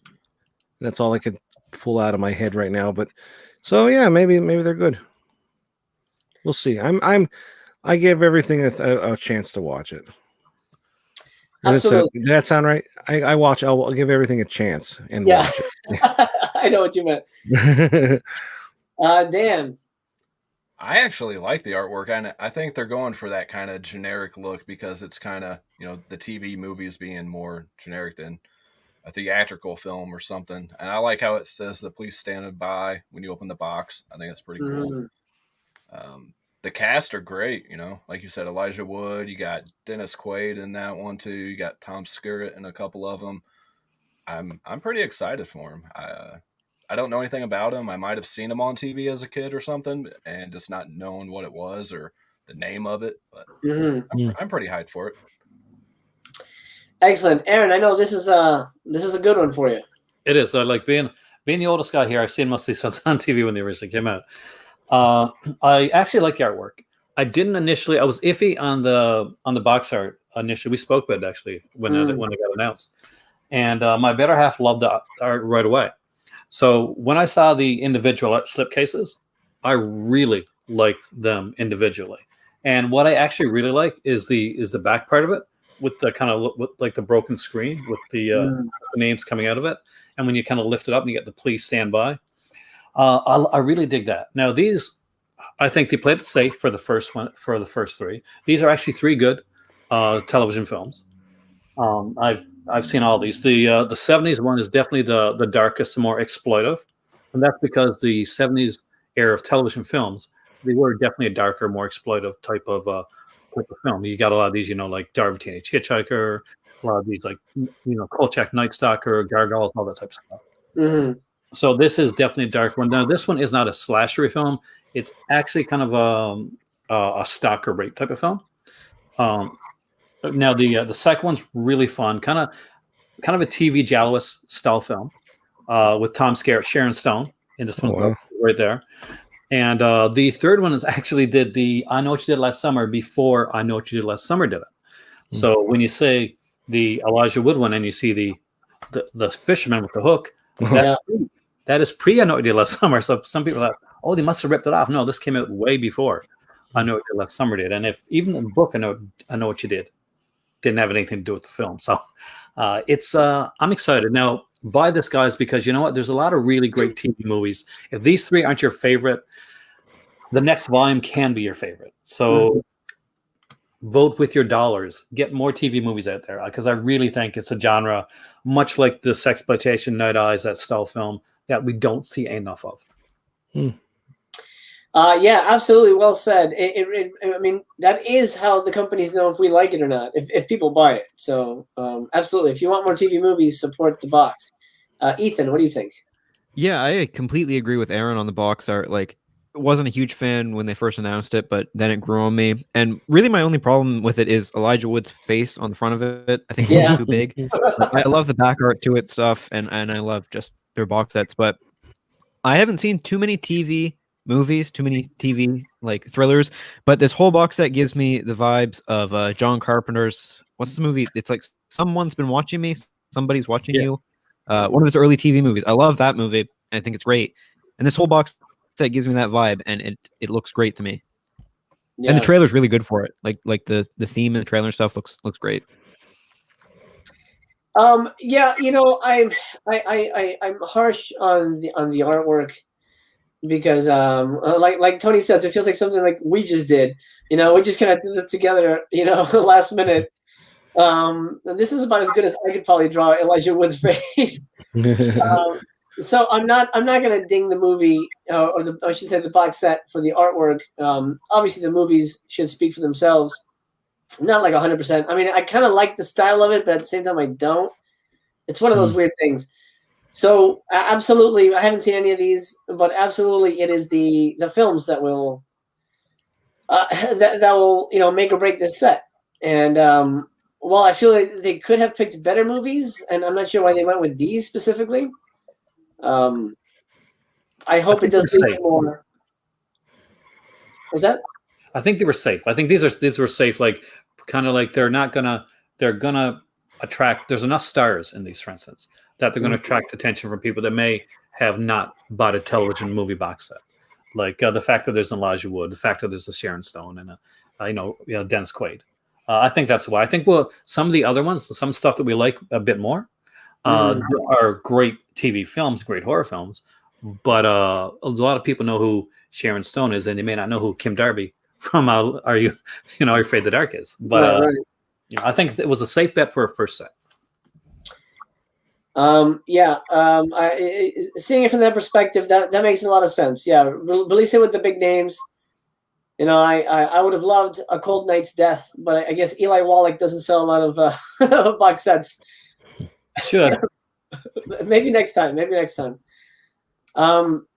Televised Terrors. Let's check in with the chat. Did you guys pick this up, or are you waiting for a sale? I'm curious. Brian Trash, I'm planning to pick up the set. Are you going to pick it up now or wait till it's discounted? I'm curious. It's $60. I'll be honest. I wouldn't pay $60. But then again, I have no dog in the fight when it comes to TV movies either way. Eternal Melancholy says, this is why I want a wife who's bi or pan. If I buy a porn movie, she'll say, I'll grab the popcorn and lube. Thanks for sharing that. That popcorn's going to taste horrible. Yeah, I'd rather butter. Fed says, release the Buried Alive movies. The TV movies? Were they TV? I thought they were straight to video. Maybe they were. I don't know. Buried Alive. Who's in that? Oh God, what's his name? There's a big actor, a fairly big actor in it. They did two of them. I'm blanking. Yeah. Zach likes the art. Okay, Zach, you're banned. Hold on. That's great. No, I'm happy you guys like it. Tom would like to see a dual Night Stalker, Night Strangler, all great made-for-TV movies. Yeah, but all available elsewhere. Yeah, Tim Maston. Yeah, you're right. Perfect. Tim, there you go. That's it. Sam says, I'll grab Televised Terror during the BF sale for sure. Pretty sure they... Oh, yeah. Yeah. It's probably going to last into... well, I don't know about halfway, but it might hang around a bit. I know Cardona's going to hang around. Unless the 3 boxes are all revealed and it's amazing. We'll see. I'm very open to made-for-TV movies. They can be really good sometimes, so I'm hopeful for this set. We all are. Hope is all we have nowadays. Why are serial killer movies so good? Have they made a bad one? I know they made a million movies about Ted Bundy. Well, I don't know if they're all good, but they certainly have made a good one. Do you guys have a favorite serial killer movie? Bundy. Yeah. I like that one. Like when a couple years ago they came out with Dahmer and Bundy and Gacy and that. I like the Bundy one. Oh, okay. Uli Loman, right? Did a bunch of those. Who did? I think it was Uli Lamo, the guy did Boogeyman. I think he did a bunch of those. Yeah. The one that I hate, I'll tell you the one I hate. So, they put out like a God, it's a Manson type one. I think it was Daniel Farrens who wrote it. Okay. He directed it too. He did like the Halloween 6 and a bunch of like documentaries. But it's this movie about like God, it's about Ted Bundy, and it's about the girl that gets killed. So basically, psychic, she's having psychic visions of. It's really bad. It's really, really bad. Are we talking real life serial killers that they're based on? Yeah, like it's a fictionalized version of the whole like Charles Manson thing, where she's having like visions of the fact that she's gonna die, and it looks like they're gonna do something different with it. It's just I can't remember the name. Yeah, I don't know the name. I haven't seen it, but I know I've heard that. Yeah, it's pretty bad. Crazy time. Monty says this set has a cozy, crappy slippers vibe to it, like heavily Americanized 80s PG giallos you'd have watch late at night. Could be fun. What? Dude, they should get you to write reviews. You should put blurbs on the back. That's extremely specific, but I agree. Maybe they'll start doing that, selling like slippers with their televised terrors. Yeah, there you go. I'd buy that. I would buy for my wife. Yeah, sure. The fact that these are TV movies, does that mean they are tame gore-wise? Yes. Yeah. I'm pretty sure it's a no for nudity. Oh no, plenty of nudity. Actually, even like up close vagina shots. It's pretty crazy. Next question. No. And in 4K, you could see the crabs right up close. Yeah. Oh man, look at that. Let's see. If Gargoyles in a TV box set, I'm getting it right away. I think that's been put out. I'm not sure. Aaron, do you know if that's out? I don't think so. I mean, like there was a DVD back in the day from Anchor Bay, but I don't think has there been a Blu-ray of Gargoyles? If there has, I don't have it. Matthew, I want Nightmare on the 13th Floor. I don't know that one, but sounds good. Let's see. Monty says Cardona has a dog, a turtle, and a shark in every fight. Seems like Yeah, sounds like a blast. Let's see. Kino Lorber just released Buried Alive on Blue. Okay, nice. Henry, yes, I mean that's sort of the definitive one. That one and Maniac, amazing. The recent HBO series about Patton Oswalt's wife chasing the Golden State Killer was amazing. Oh shit! I did not know that was Patton's wife. I know that she passed away, but I didn't realize that was her. Oh my god. I that's on the to watch file. Yes. Deranged is amazing. That is a solid ass movie. Also, these TV movies will look better than anyone's ever seen them look. Absolutely, that helps. That absolutely helps. Skinner. Oh yeah. Well, that was put out from Severin. Yeah. Great release. That's a good one. I will say now, looking at those pictures in the box set, I do like the individual pictures more than the front cover. I think it is Elijah Wood's big head that is throwing me off. To be honest, now I'm thinking about it. And that pulling it off, if that whole top was off and it just said that, I think it would look fine. But that picture showing the top, I don't know, it was throwing me off too. But gotcha. Yeah. Now we're talking about it, I'm liking it a little more. Okay. I love it. Love to hear that. Okay, let's move on. Let's talk VSA. VSA. Allow me to show you. Actually, you know what? I'll cue it up as we talk. Tony, what are your thoughts on Champagne and Bullets? Again, there's nothing I know about it. I have no idea, but that cover is pretty cool, and you've really talked it up, so you've intrigued me to really want to watch it. But it sounds neat. It sounds like a cool release. Yes. I have a feeling a lot of people will be surprised by this movie. I hope you like it. I hope I like it because I've honestly never seen it, but I've always wanted to. It's sort of been a white whale for me. Dan, Champagne and Bullets. You got Wings Hauser in here, so I mean that's a big plus. And going through the stills, they look really enthused in what's going on in these scenes. I will just say. You seem to like it, so that helps. But I haven't heard anybody else really say anything good. I don't really know. I would liken this movie to Miami Connection, Birdemic, The Room, Neil Breen. It's that kind of movie. If you enjoy those films, obviously, for what they are, then I think you'll have a good time with this one. Is the stuff on the cover, is that in the movie? I've never actually seen the movie. It's one of those that's sort of like been talked about. I tried to buy one off the director years ago, but he just wouldn't sell it to me. So I never got a chance to actually watch it. But I'm gonna guess. Yes, I'm gonna guess. Somehow all this does happen in this movie. It's like one of those infamous vanity projects, isn't it? Like, yeah. This guy is he's a lawyer, I think in Texas or something, and he said, "I'll show you pictures as we talk." He said, "I want to make a movie where I'm a cool badass, and I get to make out with a whole bunch of hot chicks."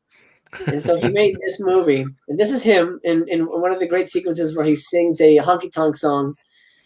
There's not a lot of stills I can show you because there's a lot of boobs in this movie, so I'm just gonna skip over those. I can't wait to see that guy make out with somebody. Oh man, you'll see it more than once in this one. Aaron, what do you think about Champagne and Bullets? I'm excited. I mean, like this, if you've seen the Neil Breen films, then you kind of know what you got going in. It'll be a little bit more cohesive than Neil Breen, a little bit. A ton of nudity. Expect a ton of nudity because this guy got girls and realized, hey, I can be nude in films with these girls. Right here. Much like The Room. Awkward sex scenes. Right down for that. Wings Hauser and William Smith, too, by the way. Yep. So, yeah, I'm excited. How crazy he looks. You didn't fucking pay me. Ethan, what do you think, man?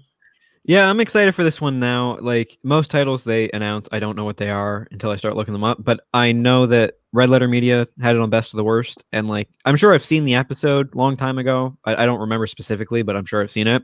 So that's always exciting, especially when they enjoy it. And it seems like it's one of their favorite ones they've watched on it. So yeah, I've seen that scene there. It's in the trailer where the bathtub scene.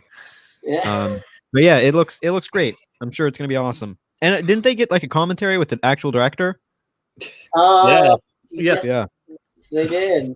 Oh man, and an audio interview. So and you get 3 cuts of the movie. Oh jeez. There's apparently a PT version, an R version, and then an NC-17. So, guys, bring your spank towels to this one.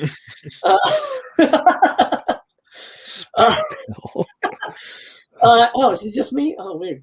Okay, I'm gonna show you I'm gonna show you a trailer that somebody put together to just give everybody a taste of what I know as Get Even.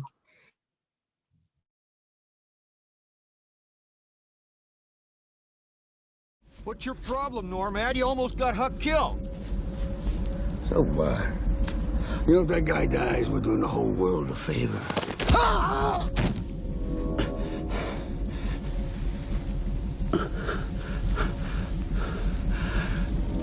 You just made a big mistake. I'd like to kill you. I'd like to kill this asshole and that asshole with the cowboy hat. Throughout the ages, Satan has guided us in his own divine way.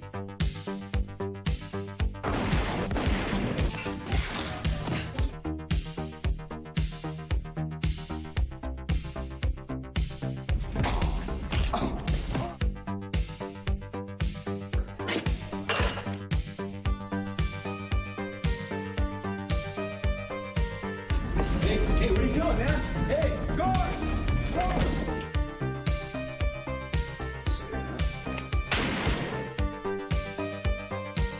To be or not to be, that is the question. Hey, here's a quarter. Buy yourself a personality.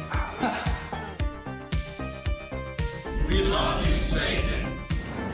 They sacrificed a human baby.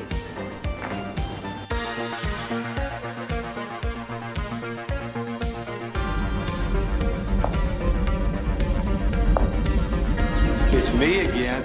I mean, you got no class, okay? You got no class. Hey, look at me. Look at me. You got no goddamn class, okay?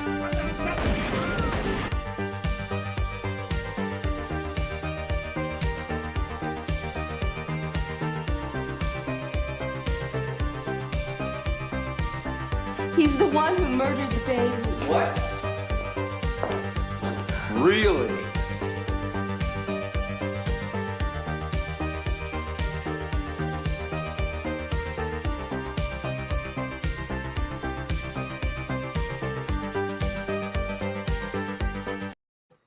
Wow, so that was for a screening in the UK. Now that you guys have had kind of a taste of the dialogue and the blistering action, let's start with Ethan. Are you even more pumped? Yeah, that looks great. That looks better than I thought. Aaron, are you equally enthused? I'm excited. I mean, it looks like it's the same amount of like threat with that guy as would be if I was in the movie. So it's like, yeah, right on. Awesome. Dan? You sold me with the line dancing and the shooting the paper. So yeah, that really got me. That's how you pay your bills, right? Tony? It's exactly what I thought it would be like. You know, it looks just like how that would be, but Wings Hauser, like, I kill that guy, with the cowboy hat. That sounds like me at a party. So you know it's this might be the first one I watch from when I get it in. I'm with you. This is after I'm done filming my Mail Day Monday unboxing, I'm putting it in. I can't wait. And of course, you know, every action hero needs a tank top, so he's sporting one there.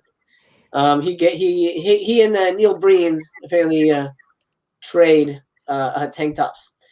And of course, William Smith is a devil worshiper. I mean, this movie's got everything. It's insane to me. And it is limited, so keep that in mind. It is a VSA, and this may be the only chance you have to get this movie. How many? 6,000 units. There will only be 6,000 versions of this movie. This guy's not going to sell it to MVD. You know, it was a hassle to get this guy to agree to this. And Brad said he was working on it for like 2 years. So that's a pretty big run. 6,000 is pretty big. Yeah, is this our high count? Yeah. Oh yeah, that's right. Isn't it like 4,000 normally for VSA? Yeah. So there you go. This is your only chance to own one of the most important movies ever made. For better or worse. Oh my God. I'm so excited. Let me move up a little bit and catch up on this. Sam says, lately I've been waiting for discounts for the VSA releases, but I ordered Champagne and Bullets right away. Haven't seen it, but William Smith is in it, and he cracked me up in Sedaris's 7. Yeah, William Smith, especially towards the end of his career, was in a ton of less than amazing movies, but always a professional from what I've heard. Tom, how many movies have you bought and forgot you had it and purchased it again? That is a hell of a question. Let me think about that. Dan, do you have an answer to this? It doesn't happen anymore because I use the My Movies app on my phone. So, and I film what's on my shelves like really quickly, so I can pause and see exactly what editions they are. So that helps too. It's a good trick. Tony, has this happened to you? Only recently, and it was with Vinegar Syndrome. I bought like 2 movies that I already had, and then I just, oh shit, and I ended up just selling them. But It doesn't happen very often. No. Aaron. Yeah, it's happened before, but I do the same thing that Dan does right now. I got the My Movies app, and I take pictures of like my shelves, especially because I buy a lot of animation, so I buy a lot of Scooby-Doo stuff, and there's so many freaking Scooby-Doo films and TV shows and crossover stuff. So that's happened to me with animation a few times. Gotcha. Ethan? I don't think it's ever happened, but I know there's been a few times recently, especially the past year, because I've been buying a lot more, that I have gone down to my collection and looked and completely forgot I owned something when I was planning on maybe getting it. And then I was like, oh my God, I already own this. I got to be more careful. Yeah. For me, not so much. That's actually not so much with like boutique stuff, but sometimes I forget what movie it was. It was I forget what movie it was, but it was some random action movie, and it was a Black Friday sale, and it was on standard Blu-ray. So I grabbed it for like $3, and then I went home and I realized I had it on a Blu-ray 2-pack with something else. But mostly with DVDs. And I'm not a giant upgrade person unless I really like the movies. Recently with Enigma and Demonia, I had the Shriek Show, I guess, DVDs, and I bought the Severin, and I wish I knew that I had them on DVD, because I honestly probably would just rewatched them and said, nah, I don't really need this on Blu-ray. But I do actually like Enigma quite a bit. Let's see. Kubrick is a fan of the artwork. Griff wonders, is it better or worse than The Room? Unfortunately, none of us have seen it, so we can't 100% say. But it definitely looks. It definitely has, I would imagine, more nudity than The Room, but they're both pretty nude heavy. Come to think of it, Neil Breen stuff is really nude heavy too. That's very strange. Oh yeah. I never saw The Room. You never seen The Room? Oh man. I haven't either. I've seen parts of it. I know I've seen the majority of it in parts, but I don't think I've ever watched it in full. Well, you guys, it's changed your life. You gotta watch it. I've seen The Disaster Artist, but not The Room. So. Oh man. Oh yeah. See that movie works way better if you've seen The Room. But, yes, that's on your to-do, guys. Put that at number 1. Brian Trash has boobs. Wings is so drunk in this. Well, apparently he was coked out of his mind. I don't know if that's true or not, but it looks like it was. What Brad was saying last night about it on your channel, and the trailer pulled me into buying it. Yeah, I think that probably moved a lot of copies. Love William Smith, a true American badass. I love the music. The music is cool, composed by Mr. John DeHart as well. Fed says this is Jeff Foxworthy without talent, and that's saying a lot.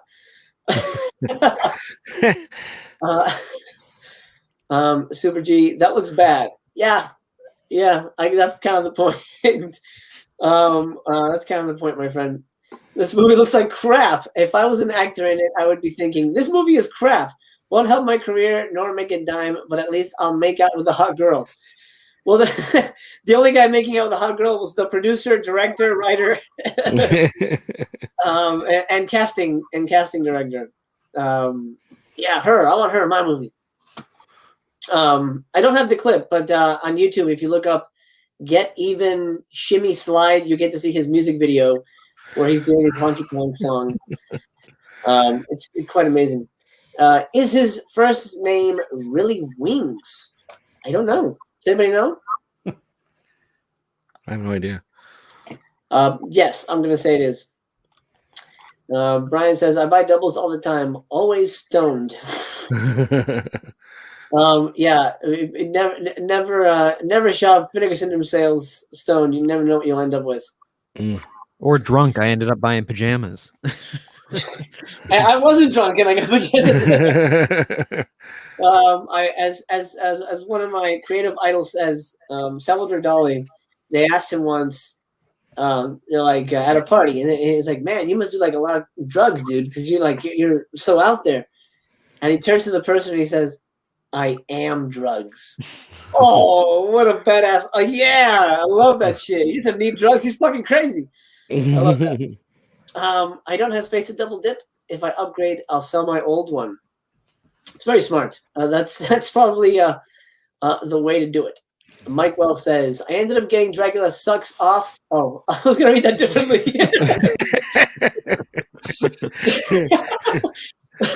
Sucks off Aaron. What the? That's hilarious.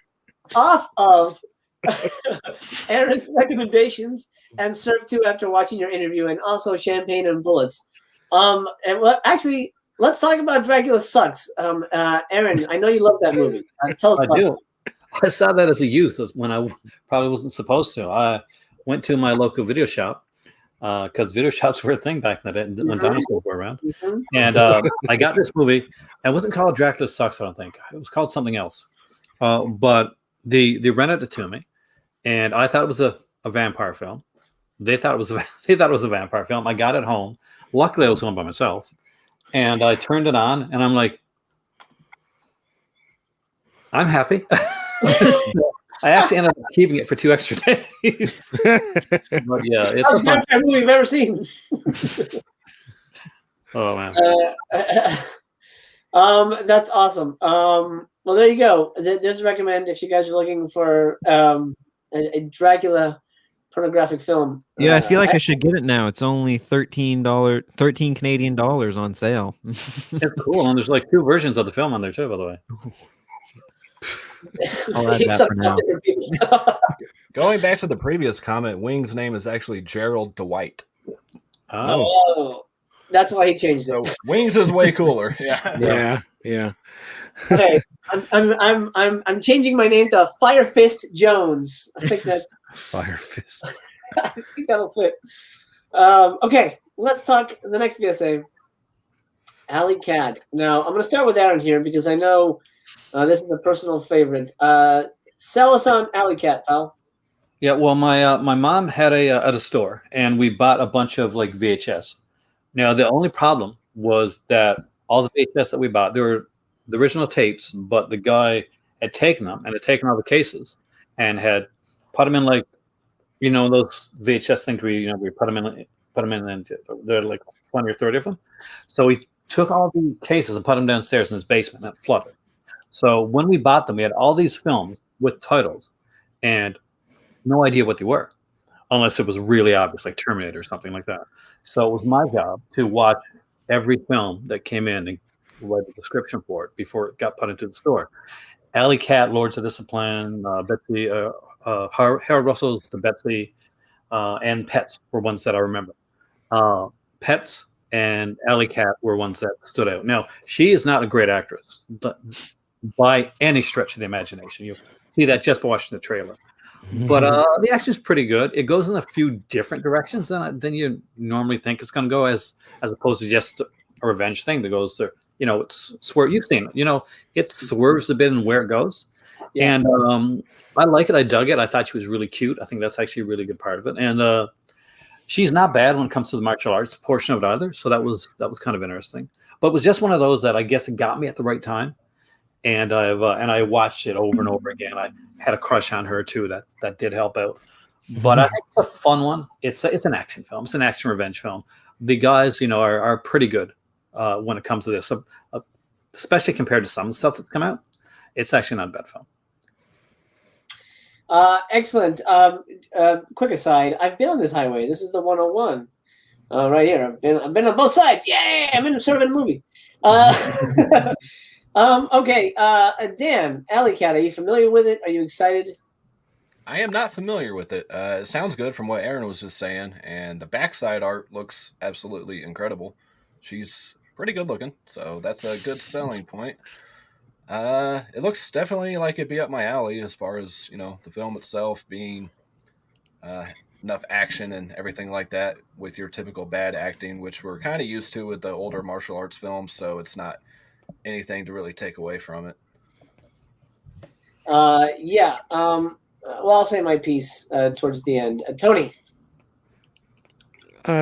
Again, another one I have no idea about, but hearing that it's a revenge film, I love those. I like spit on your grave type of things. So, a woman getting revenge for something that happened to her or whatever. But so right up, like you said, right up my alley.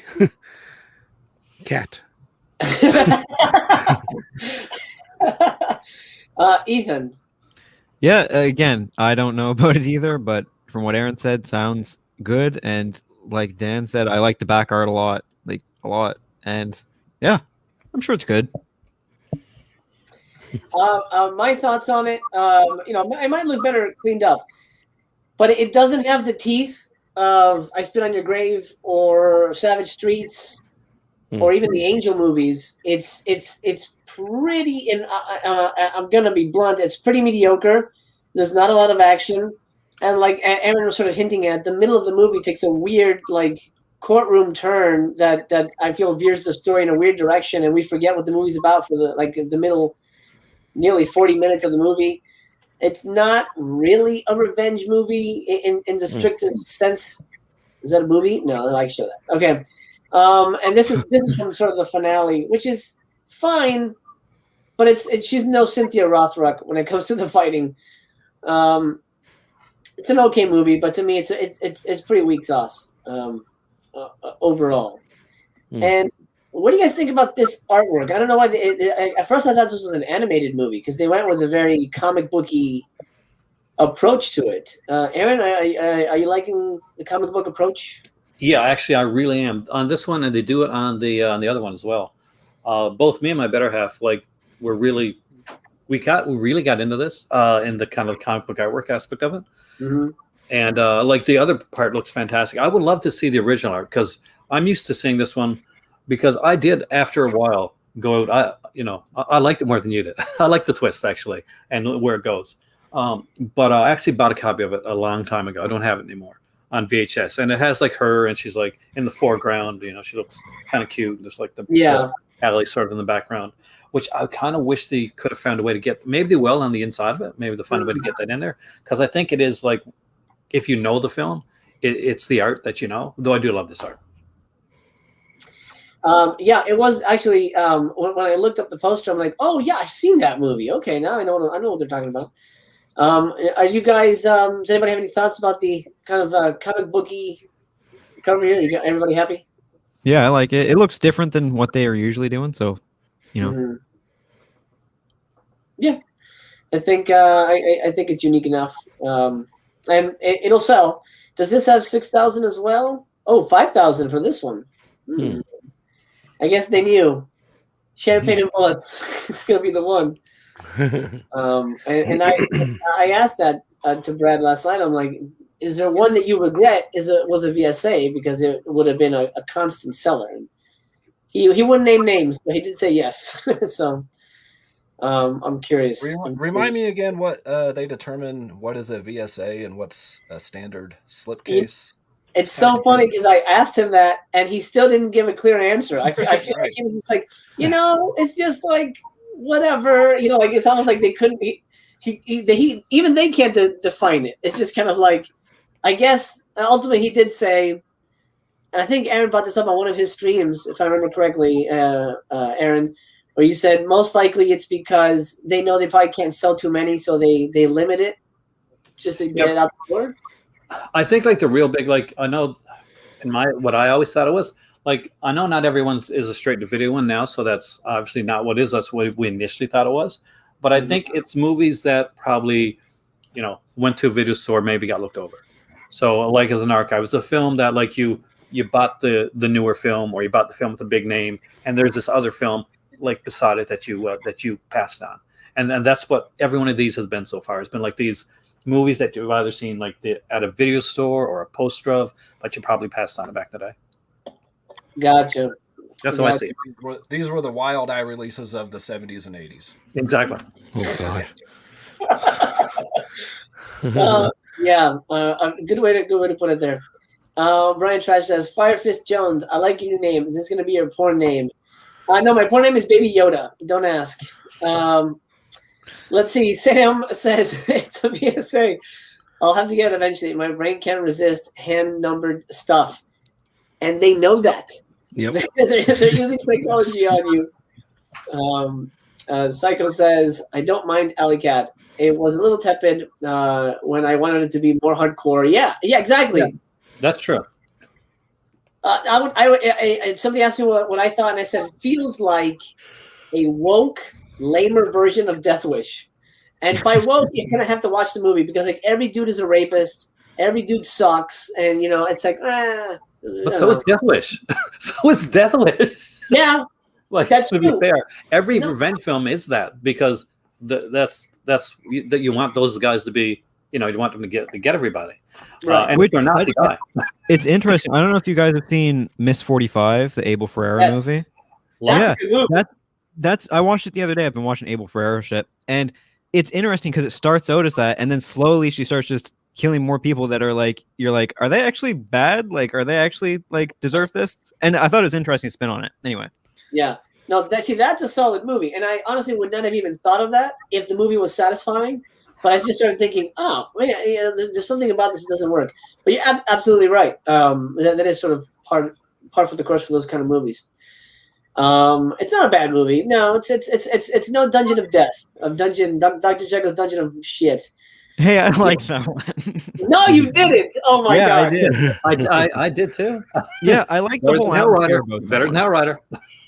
I haven't seen Hellriders. How do I remove cameras? No. That's it. I liked. What the hell is it called? Was it called Hellriders? Is that what it is? Yeah. I thought that was fine, but I know I'm super in the minority on that one. River says, "Hey, Aaron." Hey, the River.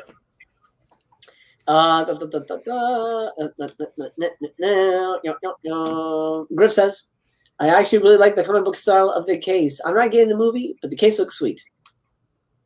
Good. River says, "I trapped this during the sale. Be careful. She doesn't like to be trapped. You don't do that to girls in the park." I love that line. That's one of her badass lines. You don't do that to girls in the park. Oh, okay. You probably said it better than she did, actually. Yeah. It's true. And I like the film. Oh man.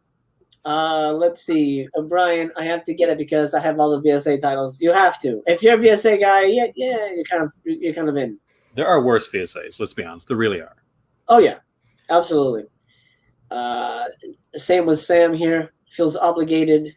That's how they get you, man. They're good. They're tricky. They know it. Pretty sure ones that haven't been on disc yet, plus it being straight to video. Yeah. Among other reasons, I'm sure. Zach is a fan of Miss 45. Here's another one. Sam, Dungeon of Death was my last fave? Least fave. Least fave. Okay. Gotcha. Yeah. I wouldn't even call it a favorite. As Monty says, Dr. Jacob's Dungeons of Slipcovers. That should be on a t-shirt. I have Miss 45 from Draft House Films. Yeah, solid ass movie, man. That's such a damn good movie. Overall, really enjoyable. Okay, let's get into the what do you call them? Legacies. Nightmare Weekend. I not spend too much time on it. My thoughts. I don't like the movie. I don't like the slip. I'm not grabbing it. But I say that now. Come Black Friday and there's 30 left. I want to be fuck it and buy it. I know that's going to happen. Ethan. Haven't seen the movie, and I actually like this one. Like I said, it's weird enough for me to like the artwork for some reason. So I got it. Great. Aaron. I love the movie. It's insane. But it's hard to beat the original artwork on this. It has nothing to do with the film, but the original artwork is so gorgeous. Yes. Yeah, I like that original case. To be honest, this looks, this slipcover, much more of what the film's about. So credit for that, I guess. That's true. That's definitely much more what the movie really is. Dan. I am not a fan of this movie, but I did buy the slipcover because I have to have all their slipcovers. It's as bad as the movie the slip is, so it's fitting. Maybe I'll watch it again and I'll like it better. I don't know.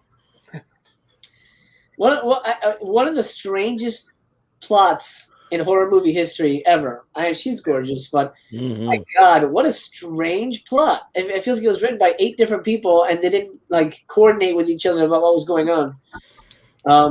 Tony, what do you think? I don't remember if I watched this or not. I know I have it, and I got the slip because I have it. But I don't know if I've watched it or not.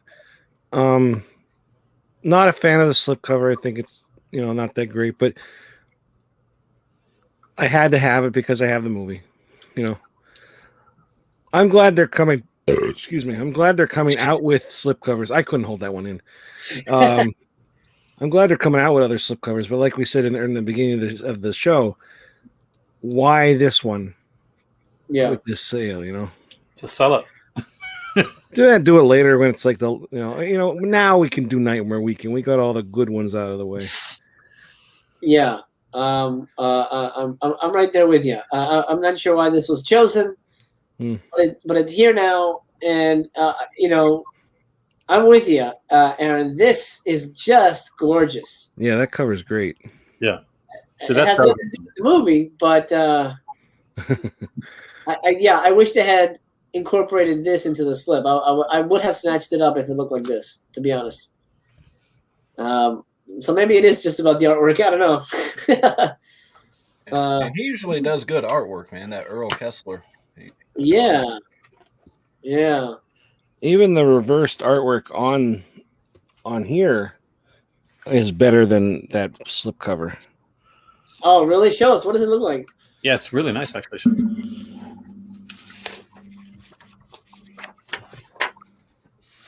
Oh yeah, the Elvira lady. Yeah. I always thought that it was an Elvira movie when I saw that in the video store. I'm like, that's awesome. As Sam says, Nightmare Weekend, I thought was a fun movie. Skipped the slip. Grip says the movie was stupid but fun. I snagged the slipcover this weekend. Matthew says it's a Bob film, Aaron. It is. It's actually well shot. Bob actually worked with a lot of worked with Henenlotter and guys like that a bit. So he shot a lot of films, and Matthew actually knows him, and this is one of the films that he shot. Oh, nice. Okay. And he continues to say it is batshit crazy. Aaron can ask Bob why it's so nuts sometime. Yeah, there you go. That's a request for you. Wow, I haven't seen this movie before. Yeah, it's a weird one. It's definitely I can't necessarily recommend it, but like with anything Vinegar Syndrome. How do you with the pinball scene? Well, yeah, no. Buyer beware. I don't know. Aaron's a fan. So would you recommend somebody pick this up, or should they watch it some other way? No. I never recommend watching it another way because unless you've got a really good streaming service that is on and you're watching it on a Criterion or something like that, fantastic. If you're watching it on a service where it's going to be, you may get a cut, it may be a bunch of interruptions, you're never really going to know if the movie's for you. Right. So for me, I do try to go in that's just me, my personal opinion. I do try to go in blind as much as I can if it's something that I haven't seen. Now, luckily, I'm older and I've seen way too many movies, so that's the thing there. But it's an insane movie. It's not. I'm never going to tell you Nightmare Weekend's a good movie. I'd be lying if I told you it was a good movie. But is it a nutty movie that makes no sense? That is just crazy enough that you're like, I got to watch this again. There's a horrible love scene with Dale Metcalf. Yeah, Dale Metcalf from Pet Sematary, guys. He's in this film. There's a crazy love scene which makes no sense. There is a puppet a sentient puppet that controls a computer. There are phantasm-esque balls that change people and actually morph into different forms. There is a weird down-over ending, but it is a fun, weird ride. And there is a guy that is such an alcoholic that he's a chauffeur, that he's got 2 slices of bread, right, for his sandwich. And he's got a bottle, a flask, inside the 2 slices of bread, pretending he's eating. And he's just drinking. And there's a sex scene in public at a pinball machine. And there's another weird one basically in a chauffeur limousine, where they actually it's weird. You just got to see it. It's one of those you got to see because it's like Neil Breen and stuff like that. I can't explain it because I don't think the person that made the film can explain it. Right. Well put. Skip Nightmare Weekend looks like a one-time watch. Yeah, it's one of those things. What the hell just happened? Kind of a movie, for sure. Speaking of potential one-time watches, well, you might want to skip around on a rewatch. Murder Weapon and Deadly Embrace. This starring my pal Linnea. We made a couple of films together. I love her dearly. And I hadn't seen these movies. Picked this up a long time ago, and the slip is out now. So I had to grab that. I'm excited to own this slip. It is probably one of the best they've ever released. Right up there with Blood Games, in my opinion. Let's start with Tony. Do you have these films? Are you excited to rewatch them? Let me know. Yeah, this was actually this pack was the first thing I ever got from Vinegar Syndrome. Technically not from Vinegar Syndrome. Somebody was selling it and they didn't want it anymore. I was like, oh, I want that. So I ended up getting it. And the movies aren't the best, but they're they're fun in a way. It's Linnea Quigley, of course, and I remember liking them enough. And then of course I got the slip. I thought that was cool. This is one of them that was I heard people say, oh, we're probably getting a slip for this one. So I was fine with getting a slip for this. That's cool. I have to rewatch them because it's been a while, but I remember not hating them. I remember thinking like that wasn't bad, But yeah, it's cool, and the artwork is cool. Is it the same guy that did Blood Games that did the artwork for this? Because it kind of looks like it. Ralph Krauss. I don't know if one of you guys can look it up if you're on the site. I'm not sure. I don't know. I still think the Nightmare Sisters is like one of my favorite slips. Oh yeah, that's a great one. But yeah, it looks cool. Dan, what do you think? I'm there with you on the slip cover. I think it's one of their best slips. Really love the color scheme they have going on. I remember watching these a long time ago, one of my very early Vinegar Syndrome releases, but I don't remember a lot about them, but I do remember liking them. So definitely need to revisit these. The numbers aren't really adding up to me. If you click on the cover only and the standard edition and the Blu-ray with slip, it's kind of like something's off. But anyways, that's beyond the point. Yeah. I'm not sure how that adds up. Aaron. I like both these films. I love the slip. I think it's actually a really nice looking slip. And if you don't have the films, great time to get them with the slip cover. If you do, I don't buy slips normally on their own. I have never bought a legacy slip, I don't think. But I do like this one. Also, you didn't grab this one? I planned to go in for a second run, and as you know, I woke up to a dead car, so that kind of kept things out. Gotcha. Okay, Ethan, what do you think? I wasn't gonna pick this one up. I didn't like the slipcover that much at first, but then over the next few days looking at it, I liked it more. And then I did have a few too many drinks the other night, and thought, fuck it, let's get it. And I hope they're good, because the only other David Dakota movie I saw was Nightmare Sisters, and I legitimately hate Nightmare Sisters. That movie, for me, I cannot stand it. I don't know. There's something that's so obnoxious about it to me.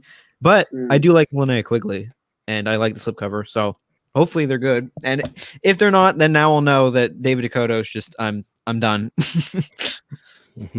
Yeah, I think there always comes a time when a film fan says, "I'm done with his films." Yeah. I don't know him personally, but I know people who know him. He's a very nice guy. But most of his movies, these specifically on the behind the introduction with each movie, and he's states point blank, both movies were shot within 6 days. So not at the same time, but each movie took 6 days to shoot. So these are run and gun, people in one scene kind of movies. And it shows. They're not necessarily the best quality, but they're fun. I think Murder Weapon is way more interesting than Deadly Embrace. Deadly Embrace is more like a Skinamax type movie. But the weirdest thing and the best thing about Deadly Embrace is that it keeps cutting to Michelle Bauer getting naked. For no reason, but she's not even in the movie. She's not even a character. They just keep cutting to her getting naked, and I'm like, okay, great. We don't need a reason for that. No. Yeah. That's my thoughts on this. I'm happy for it. I think it looks really good. I think they did a really good job capturing the likeness here. I mean, you can tell who these people are. Normally, you're like, who's that? Yeah. That's really good. I bet you that's the same guy that did Blood Games. It has the same style. Yeah. I'm gonna guess it is. Oh, Griff says, yeah, same guy from Blood Games. That's awesome. Yeah, Yeah. that's super talented.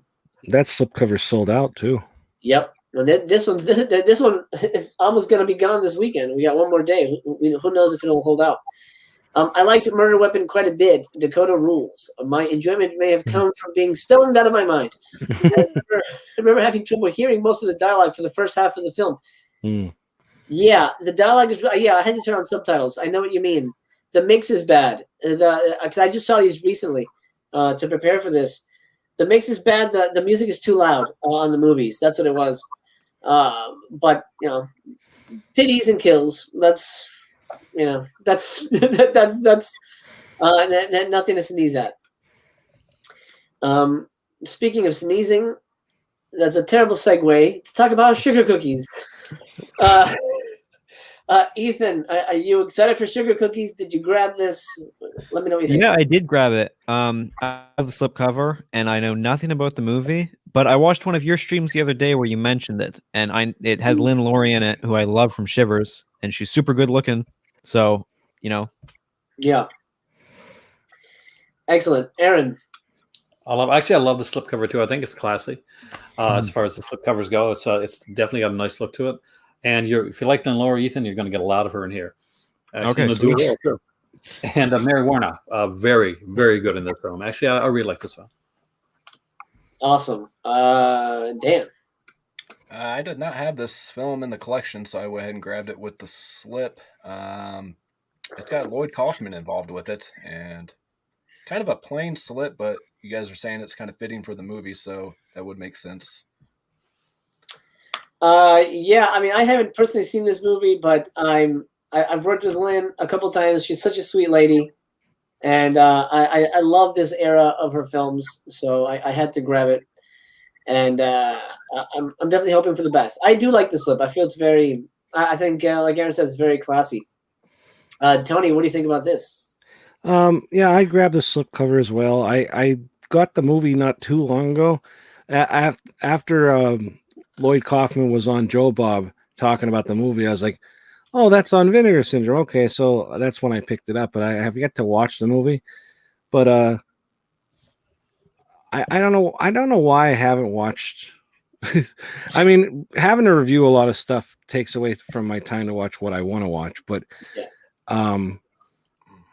this is one that I have wanted to watch, and I think I like the slipcover. It's the movie's called Sugar Cookies, and it has a kind of like a softer tone to it, so it kind of fits. I think. Oh! Get that picture off.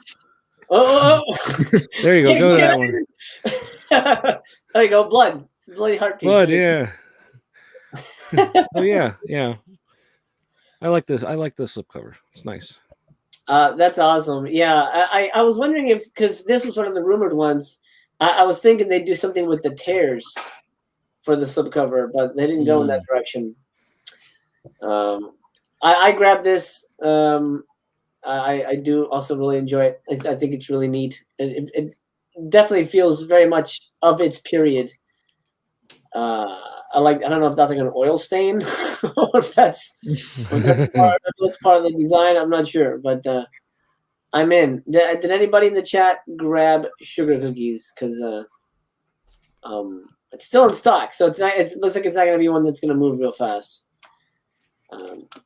For better or worse, most of these hang out for a while. Chris says, I actually like the slip to this. It's more understated, but it looks good. Yeah, I don't think they all need to be amazing. Like the Blood Games one. I'm happy with just something unique. I really like Sugar Cookies. Got the new slip. I am away now. Enjoy the rest of your evening and say bye to Aaron for me. George says bye. All right, let's talk about Count Dracula. I'm a big Naschy head. I know Aaron is as well. Ethan, we'll start with you. Did you grab this? Are you excited for this? I did grab it. Another one of the drunk buys. My girlfriend convinced me to get it. I don't know why she did. She doesn't like pretty much anything I'd show her from Vinegar Syndrome, but she's like, this is about a vampire. You should get it. So I did. I've never seen a Paul Naschy movie. I like the slipcover, and so I'm gonna own it for better or worse. That's awesome. I will say it's not the best Naschy movie, but it's a good one. And his stuff is just always great. It has he's a big monster movie fan, and all his movies are full of blood and boobs. So there's always that. Aaron, did you get this slip? I haven't got any of the slips this time around. Unfortunately, I planned to. I plan to. But yes, I do like the slip to this one. I think it's really nice, and I do like this film. I think it's actually a decent Naschy film. Like, not all Naschy films are equal, as you know. You're a fan as well, but this is one of the better ones, and it's the only time I think that he actually gets to play Dracula in a film. So that's kind of cool. Yeah, because he's normally just like in the werewolf or Vladimir Deminsky. Yeah. Man, did you get the ones you did, right? The Mondo Macabre ones, most recent ones? Oh yeah, I got Howl of the Devil and Panic Beats, which are good because Panic Beats has shown so much in Howl of the Devil. It's so cool. Oh man, and I love those. It's such a dichotomy between both movies. They're very different, but they show the range of his filmmaking. I'm a big fan of those movies. So Ethan, I recommend that go to Mondo Macabre. They just put out 2 titles, Howl of the Devil and Panic Beats. Those are solid watches. Yeah, I heard everyone was going crazy over Panic Beats when they announced it, and I was like, I don't know what this is. So it's good to know. Movie. It's a good movie. Dan. I did pick this up with the slipcover because I did not have it. I have not seen it yet, but you had a lot of lesbian vampirism going on, so that's a good selling point. I think the slip's kind of not very good though. I don't really like this artwork. It looks okay. Not a fan of it. Yeah. Okay. Painting gone wrong. I don't know. It just hopefully the movie is better than the slip. Painting gone wrong. I love it. Tony. Yeah, I picked the slip up. I think I maybe last month or the month before that I picked up the movie, but I haven't watched it yet. But I did get the slip, so I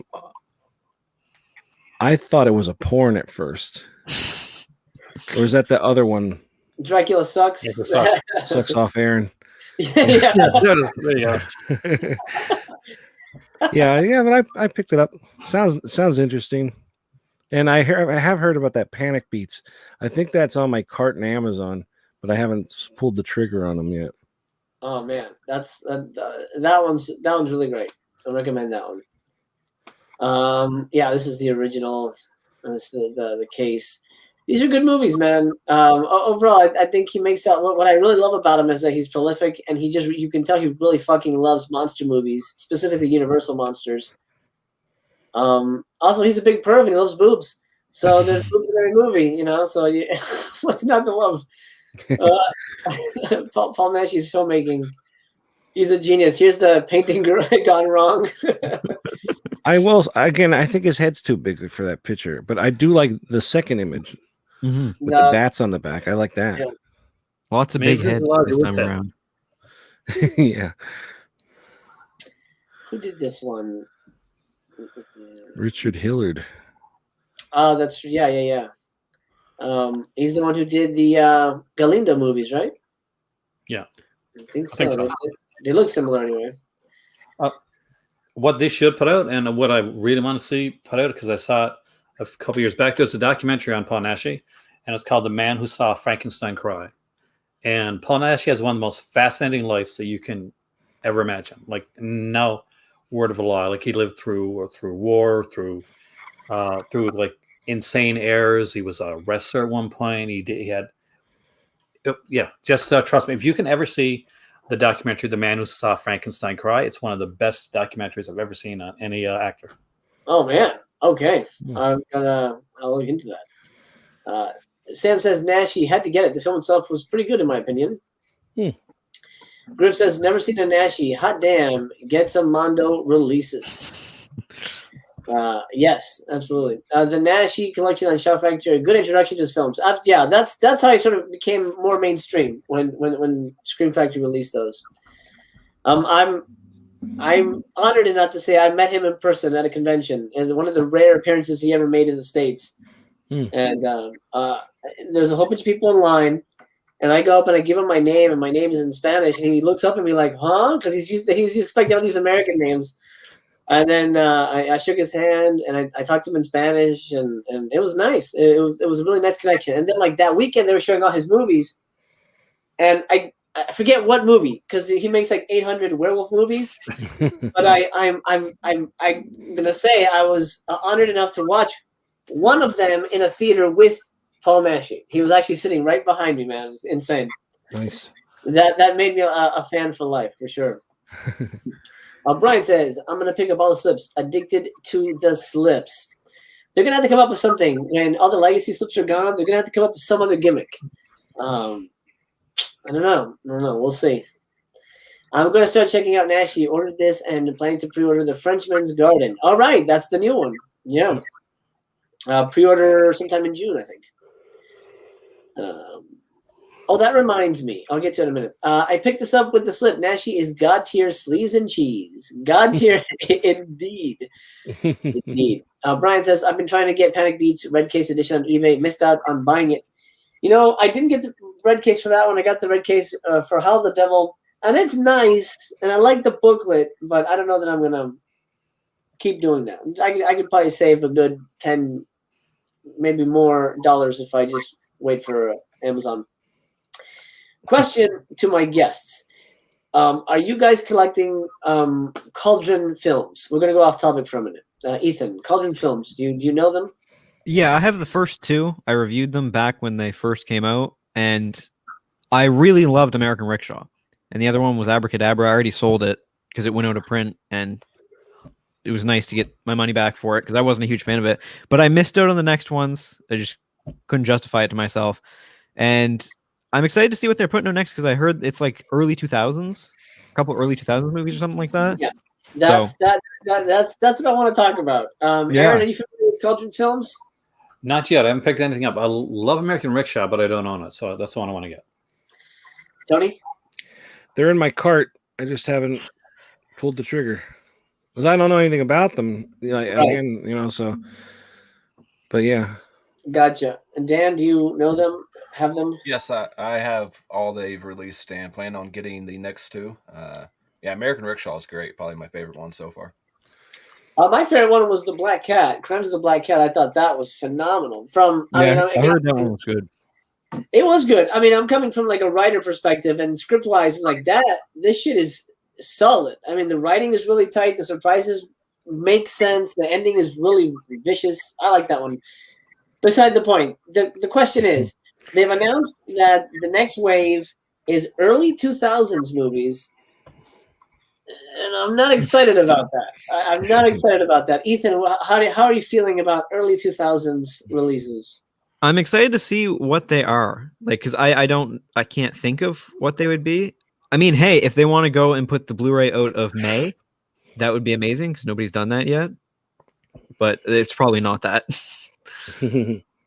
Yeah. Aaron, what do you think about this? Early 2000s for a boutique label. I'm not sure if it's going to be, if it's horror. I'm not quite sure of early 2000s when it comes to horror and what hasn't been released. That's been May there. Yeah, I would love May. But aside from that, I really can't think of anything. Tony. Well, I mean, first thing I thought of when I heard the early 2000s is bad CGI. Yeah. So, but there's some that I have slipped through the cracks that have good CGI. Who knows?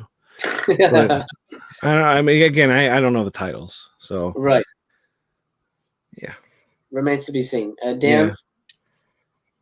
I mean, skipping ahead from like the 70s and 80s that we're more accustomed to, I don't think is necessarily a bad idea. I think there's enough companies releasing that stuff, but 2000s is kind of pushing it. There's enough stuff in the 90s still to rediscover or discover for the first time. So they could have went 90s more. Yeah. Yeah, I'm with you. I think Griff is as well. I have the first 4,000 Cauldron. Kind of nervous about 2000s movies though. Doesn't seem to fit with the rest. That's my thing. I feel like it's very odd to me because it feels like they've set a template for the kind of movies they're releasing, and now they're gonna release kind of modern movies. I don't know how that's gonna gel. You know, like if it's like you have all these like kind of obscure movies, and then you've got I don't know, fucking Dracula 2000 and Prophecy 3 or something. I'm like, what the fuck? Like, yeah, I don't know. Like that's Did really they say it odd. was going to be horror? Is it for sure going to be a horror movie from the 2000s? I don't think they specified, but I assume. I mean, I can't imagine they're going to release like. I mean, Seven has Overboard, so anything can happen. Right. I mean, the other ones aren't necessarily horror. American Rickshaw is not really horror. Yeah. It remains to be seen. I'm curious, but not necessarily excited. I'll be excited when I see the titles and be like, oh, okay, yeah, I want that.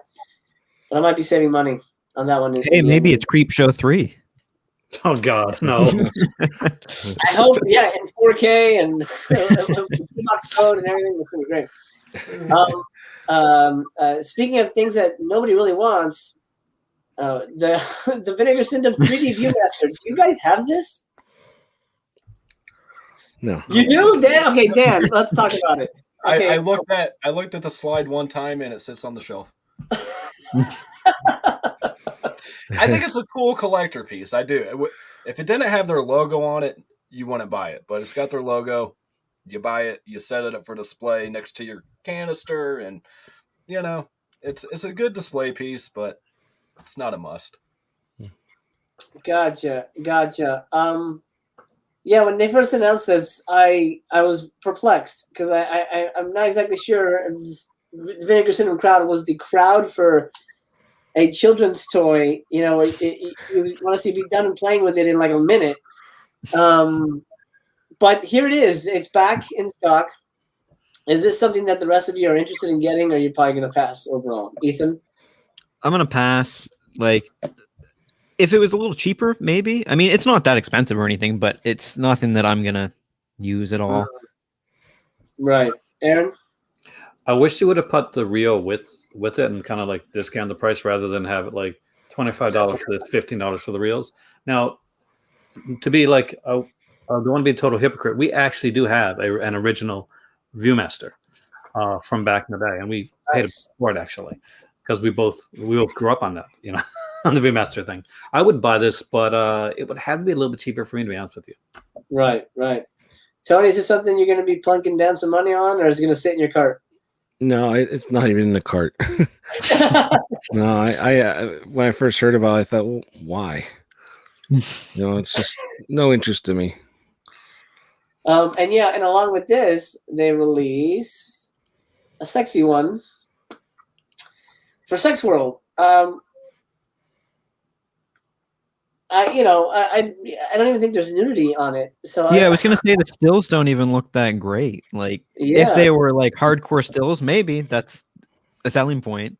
Right. Oh, it's coming on me.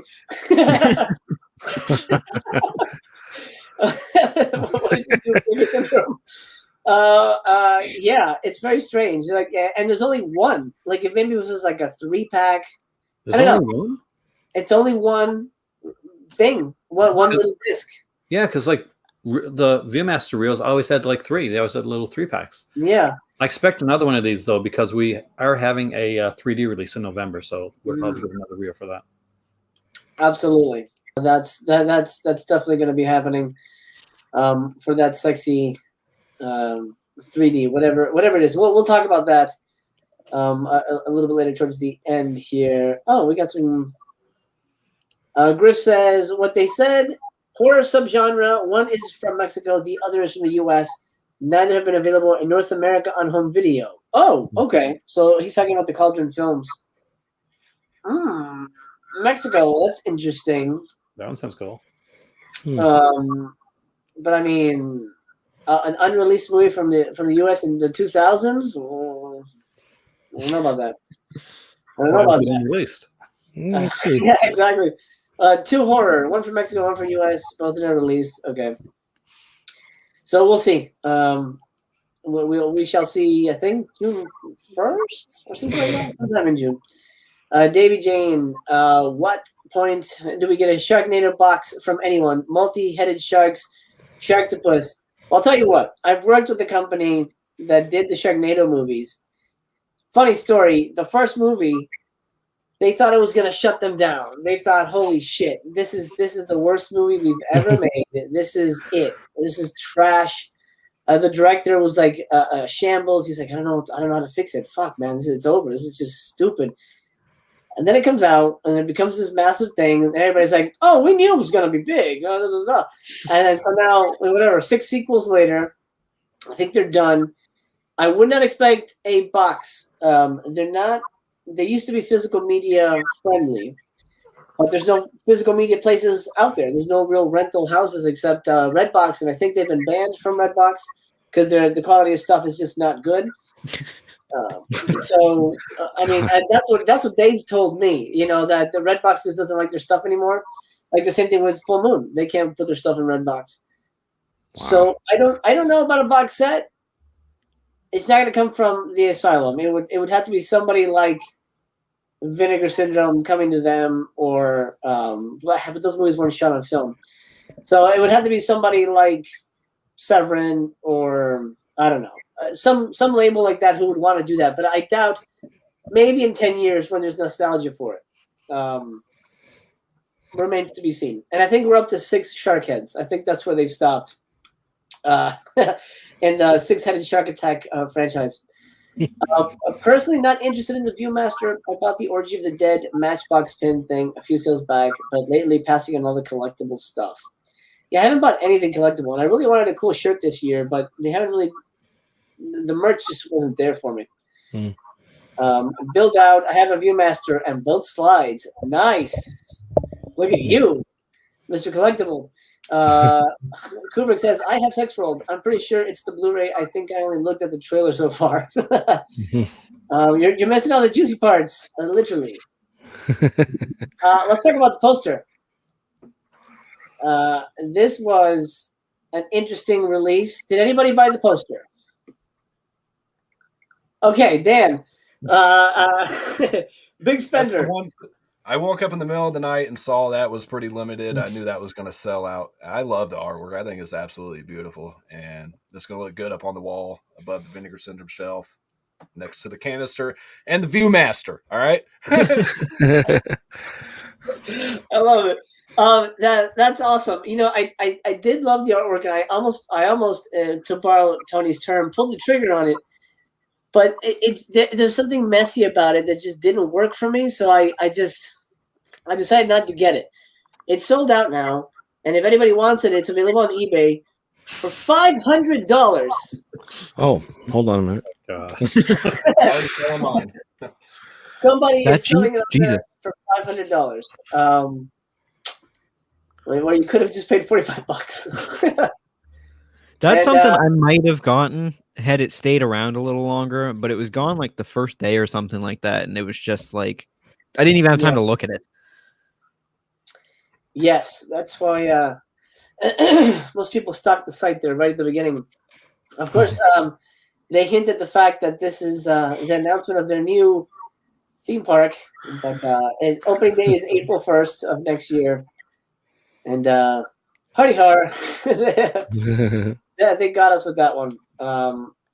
Also, this might still be in stock though. If you guys want a little postcard, it's $1. If you want a smaller version of it, and you can mail it to somebody. That was in the background on their leaked photo. That's what that was that postcard. Yeah, everybody was going crazy. Oh shit! It's a carnival movie. What is it? It's gotta be Funland. I got excited thinking it was going to be a carnival movie. Yeah. Oh well, that's it. So that's it for merch, really. The new stuff. They brought the pajamas back. There's the Reaper archive shirt, and I think they reprinted the Sex World poster. And then Miami Connection. They only had like 30 copies, and this went out fast. I don't know why they were covering it, but they covered it for some reason. Okay, now we've come to the part in the show where we all get to talk about what we bought. Now, you know, a lot of us have our own channels, and I know most people want to keep it a surprise. So just share a couple tidbits with us. That's good enough. I'll give you a minute to get your list together as I check in with the chat here. Griff says, atmospheric carnival scene. I bought a couple of the postcards. Nice. Send me one, pal. Eternal. People on eBay sell stuff at ridiculous prices. I want the 1933 King Kong digibook, but people are asking $200 for it. Wow. I didn't realize that was so limited. For general merch stuff, I recommend the shelf dividers they have on sale. Looks cool. I have those, actually. Those look pretty cool. Those are fun. Do any of you guys use the slipcover protectors, the plastic cases? I have a couple of them. On the more expensive out of print ones, I'll put them on. Nice. All of my Vinegar Syndrome slips have protectors. Same here. I just think that they look even nicer. I feel like they look even classier. I don't know. All right, who wants to share their list first? Nobody? Aaron, you want to tell us what you're I'm not sharing much, so I'll go first. That's fine. Okay. Go ahead. Besides what I've already said on what we were going over with the new titles, I did pick up Runaway Nightmare finally on DVD. So I'm excited for that because the Blu-ray is just way too expensive if you can find it. So I do want to watch the movie. I've heard it's really good. So I did pick that up. And that's all I'm sharing right now. Okay, good. That's all I'm sharing right now. Guys, just so you know, I'll put the link to everybody's channel. Once this broadcast is over, I'll add that to the description. So give me like 5 minutes to do that. But you'll be able to check out everybody's channels, and you'll hear more about the sale when everybody gets their shipment. Aaron, you just did the big bundle, right? I mean, like, I got the big bundle. I did the everything bundle that they for the new titles. I got the halfway subscription for the rest of the year because the titles looked interesting to me, and I got, because actually that was all I was going to get. I did a Patreon video. I got a donation, and I ended up picking up the two new Vinegar Syndrome archive releases. So I'm only missing the two before it, the two horror ones, Grave Secrets and House of Usher. And I plan to go back in, but screw my car. There you go. I forgot to click that on. I'll do that. Make us feel like we're a news show. Ethan, you want to share next? Yeah, sure. I won't go through everything because I got a lot and take a little while, but I did make 7 orders over the course of a couple days. This is what I save up for all year. You know what I mean? Like I try to limit my blind buys nowadays to stuff from Vinegar Syndrome because it's usually what I enjoy the most. But the first thing I went to, I direct linked it to Trip with the Teacher, whatever it's called, because I knew that was going to go out quick. And then came back, ordered some more stuff. I got Hot and Saucy Pizza Girls off of Brad Henderson's recommendation. Nice. That's not one I was not expecting to pick it up at all until the heat of the moment at 1:30 in the morning. Then I got the halfway package too, and I got some stuff with the slipcover that's still in stock, some stuff from last year that I didn't have. And then I actually, on Twitter, I was one of the winners of a $25 gift card for the sale. Like, nice. I never win this shit. And then I won that, and like a few weeks ago, I actually won a slant giveaway for Creststone, the Utopia release. Yeah. Like, I never win anything, and then both those. So I ended up getting Sex World, Sugar Cookies and Nightmare Weekend for like $45 Canadian altogether since there's a gift card. And then I picked up some of the new Fun City Edition stuff and the VSA titles. And then I made that last drunk order with the pajamas and stuff in it. I was not expecting to make that order, and then it just is my girlfriend and I's 4-year anniversary, and we had a few drinks, and I was like, you know what? It's late, and I'm getting Disco Godfather and then pajamas and some other stuff. And plus I had the everything bundle, and so I'll share how much I spent. I don't give a shit. Just over 1,300 Canadian, including the everything bundle and the halfway package and everything. So I'm tapped out for the next 6 months. Amazing. Psycho says, "Congrats, Ethan." That is amazing. Tony. All right, here I got my email here. I'm looking. I Don't know why, but I ordered the Wild Boys from the partnered labels. Okay. I going back now. I wish I didn't. I panic buy, and I'm like, oh my god, I gotta, I'll get that one. I get all the newer stuff because I'm a subscriber, but and Master Chaos makes fun of me for this shit, but I buy extra copies of stuff, and I bought an extra copy of the Cardona collection because I like to open one up and keep one sealed. Right. Put one on your fridge. You put it on my fridge. Yeah. Because of Aaron on his channel the other day, I saw how low the Dr. Jekyll's Dungeon of Death was getting. It's a VSA, so I got another copy of that because my other one's not opened. I snagged another Beastmaster, so that's my third one now. Mm-hmm. And I also do this because I think there might be stuff I want later on, and maybe I could trade with somebody, whatever. I got the Count Dracula's slip, sugar cookies, and I got all the slips. I got another copy of Scanner Cop 1 and 2. Alley Cat. I got an extra copy of everything from the sale. Like an idiot. Wow. Yeah. Again, this is another thing like I save up for the year, and income tax and shit like that. This is like the rest of my income tax. Because I missed out on getting the first volume of the Forgotten Jolly. I did actually open them now because I was planning on getting another copy of them. So I got another copy of volume 2 and 3, and those will stay sealed. I'm an idiot. Now ones that I didn't have, I got Decoder. I think all these don't have slips. Yeah. Decoder, The Killing Kind, Sudden Fury. Took me. I got a copy of Wacko. I put off on that. I'm like, why not? In the Cold of the Night, Welcome Home, Brother Charles, Terror, Blood Theater, Buddies, Shot, My Chauffeur, Orgy of the Dead, The Corpse Grinders, Lucifer's Woman, Penitentiary 2, Disco Godfather, Dolomite, Human Tornado, The Candy Tangerine Man, Peter Wheatshaw, and I also got the DVD of Runaway Nightmare. Did you get 2 copies of all those or just one? No, those were all one. Okay. Yeah, no. But I spent about $750. Wow. Luckily, I'm a subscriber. Else I probably would subscribe too. Well, you almost paid for a subscription already. I know.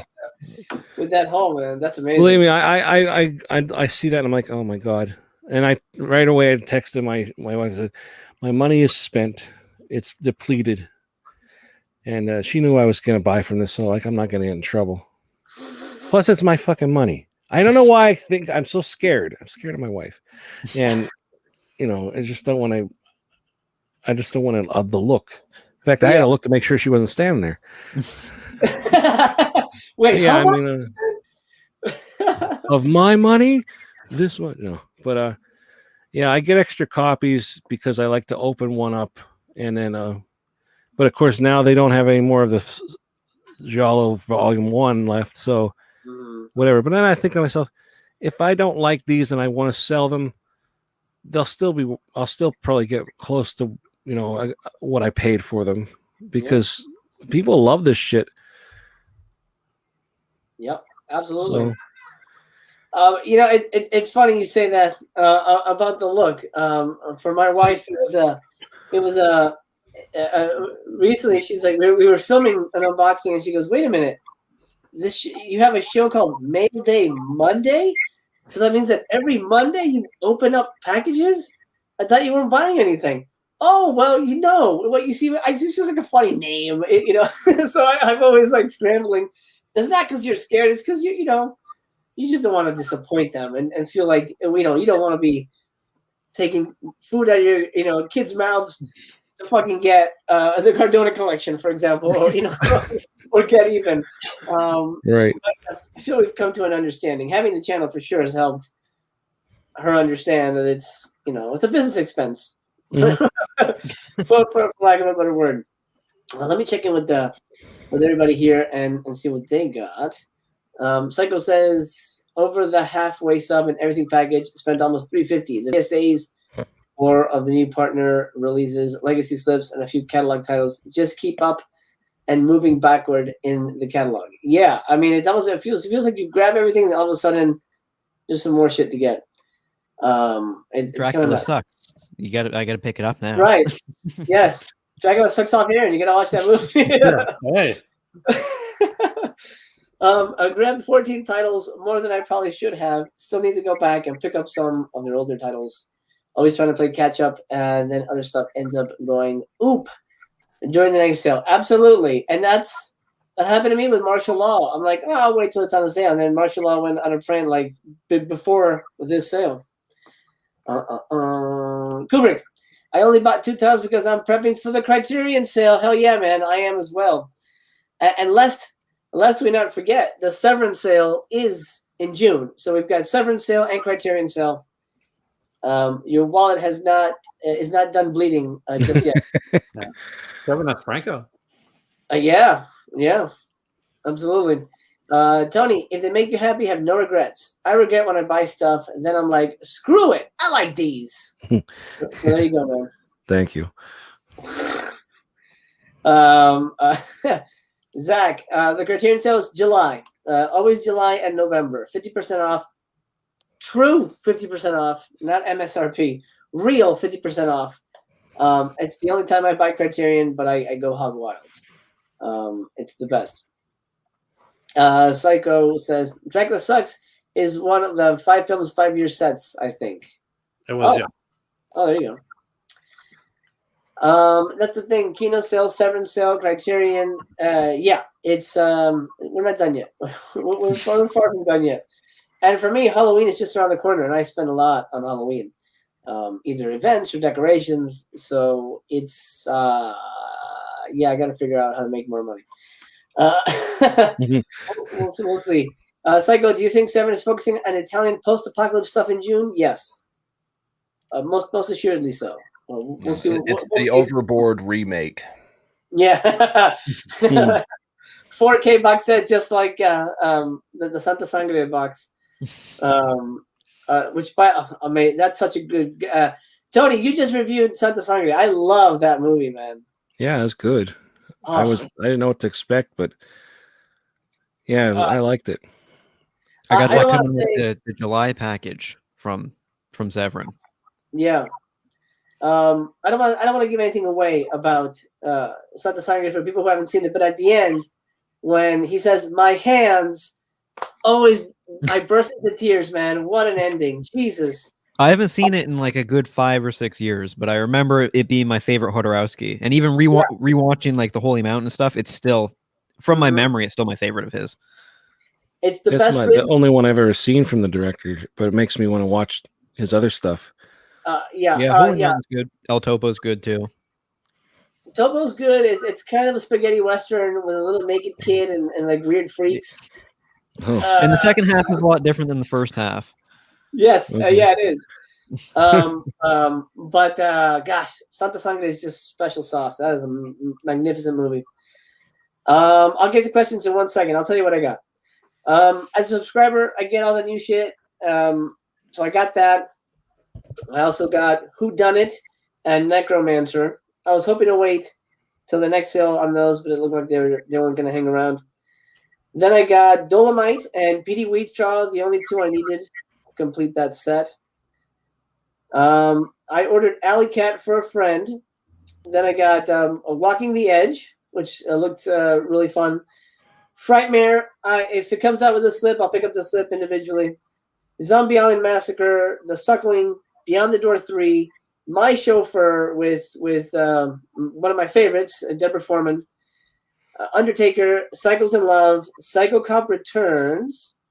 Is that it? Wait, there's one more. Oh, then I got 2 copies of Champagne and Bullets, one for me, one for my friend. Spellcaster, Sugar Cookies, She-Mob, and The Girl from Pussycat.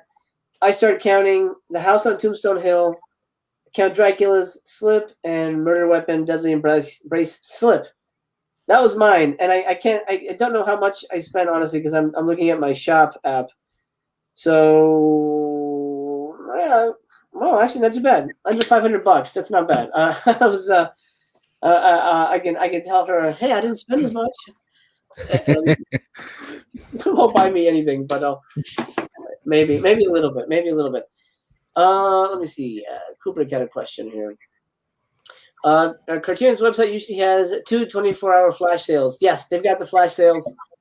And it's a good time if you want to support directly. Master guys, that's what I buy Criterion too. Yeah, it's the only way, man.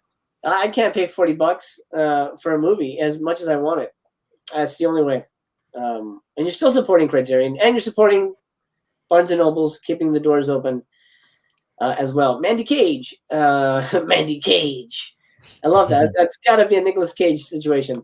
Yeah. This was my first order. I got Tammy and the T-Rex, Undertaker, Nightmare Sisters, Candy Snatchers, Fade to Black. How did I do? I've only seen Undertaker. You did great. Buying anything is good. If and you're gonna enjoy a third of it. Candy Snatchers is one of the best titles they ever put out. Yeah, for sure. Fade to Black is gonna be a memorable experience for you, and the other ones are entertaining. Kubrick says, Holy Mountain is weird. I have El Topo yet to watch. El Topo's the first one I watched. And Ethan's right. The first half is very different from the second half.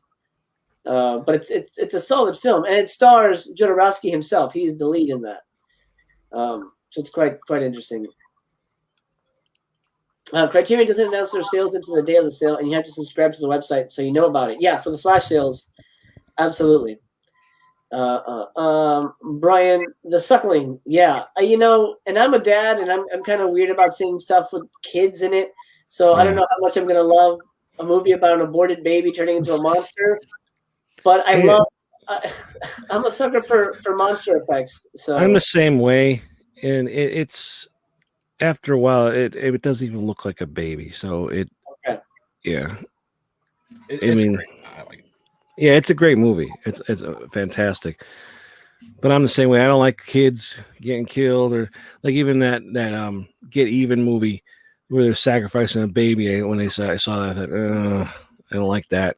Yeah. As long as it's like, oh God, they sacrifice it. As long as they don't go get into it, Yeah. Like, no. Yeah. I'm with you there. If they push the limit on that one, I'm probably not going to be a fan. Yeah, I don't know if you guys have ever seen the movie Kotoko, the Shinya Tsukamoto flick. That's a great movie, but there is one shot in that movie that goes way too over the top with child violence, and it just made me go, "Are you fucking kidding me?" And wow. it's annoying because the movie is so great, and then there's that one shot that's like simultaneously really disturbing, but on the other hand, it's like, why would you even do this? It takes away from the movie. Oh gosh, yeah, that's great. That's the next one I have to watch. That's fantastic. Great movie. Though. Yeah, it's well, like it's super disturbing. Like the whole movie is like, it's very anxiety inducing. It's great. Oh my gosh. Okay. Well, I'll be prepared. I'll be prepared. Could the movies be like a tax write-off because it's kind of work related? Because about the YouTube, I don't know. I've never tried it. Money off YouTube, maybe. To be honest with you.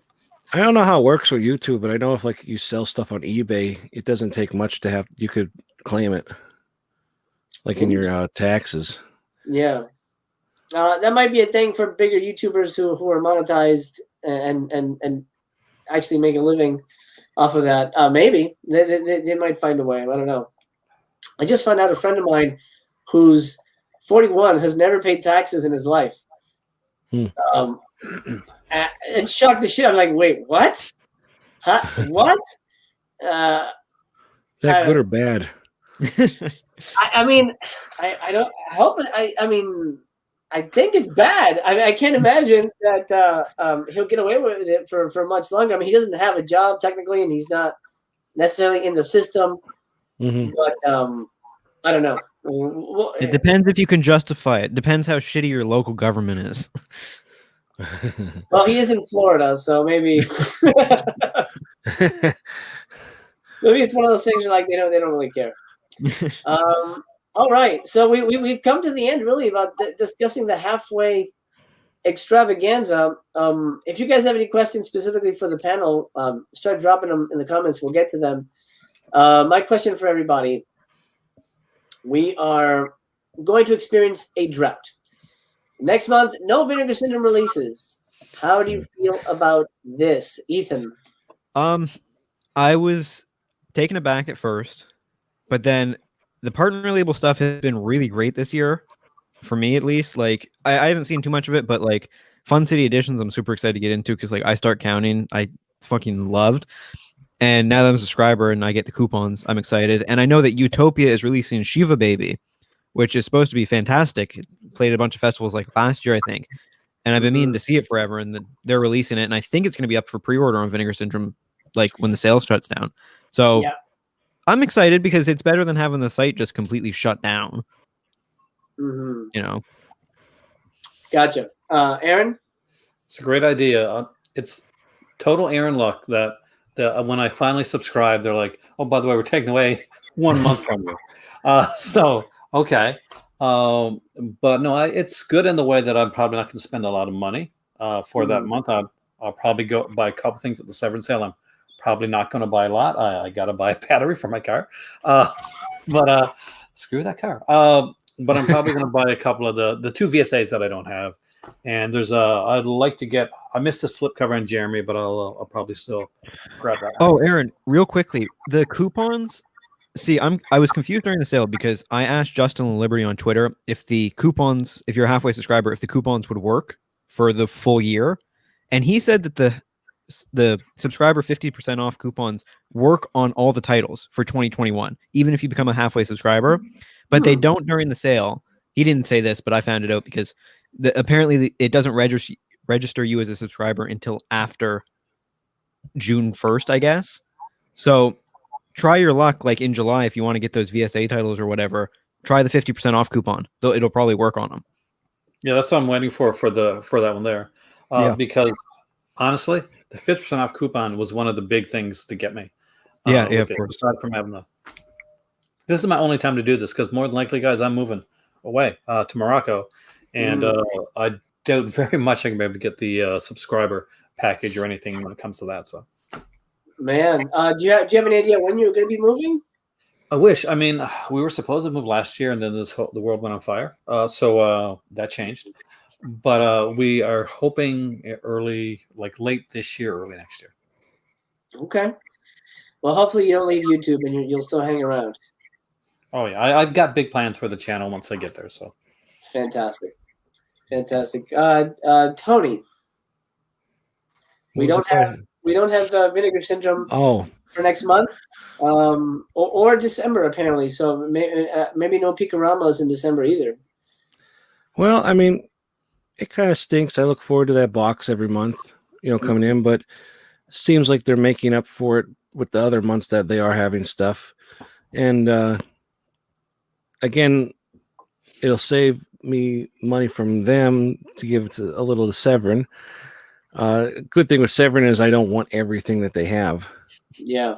So, and I have a lot of what I already wanted, so I don't even know if I buy anything, but I say that now, So there might pick up a few things. And the Criterion, luckily, I'm very picky when it comes to them too. Mm-hmm. So I might not get anything from them. But I mean, I'm curious to see what partner labels come out. I'm kind of like I'm kind of tired of getting the partner labels. Like I pretty much have almost all of them, and it's like I don't know. I need to be more picky. I think when it comes to them, So it might be a nice break for me. I hear you. I hear you. Yeah. We'll talk about Severin Sale in a minute as well. There's something about Vinegar Syndrome, and I think you guys will agree. You feel like you kind of need to have all of them, even if you're probably not interested in it. Like, fuck it, I'll grab it because for some reason I need to have it. I don't know why. Some kind of fucking magic that they have. It's crazy. Okay, Dan, what do you think about this? We're losing a month. It's bullshit, man. I'm pissed. No. I think we all got enough stuff to watch in the meantime, man. Yeah. I think it does kind of suck for the halfway subscribers though. Like your first month, you wouldn't get anything. But, yeah. Like you guys had already touched on a little bit, I think we've gotten more quality within the month. So our money we paid up front is still being, it's still worth it. I think they even included one or two VSAs within the monthly package or something throughout the year so far. I don't know. I think the last one was included. The Grave Secrets was included.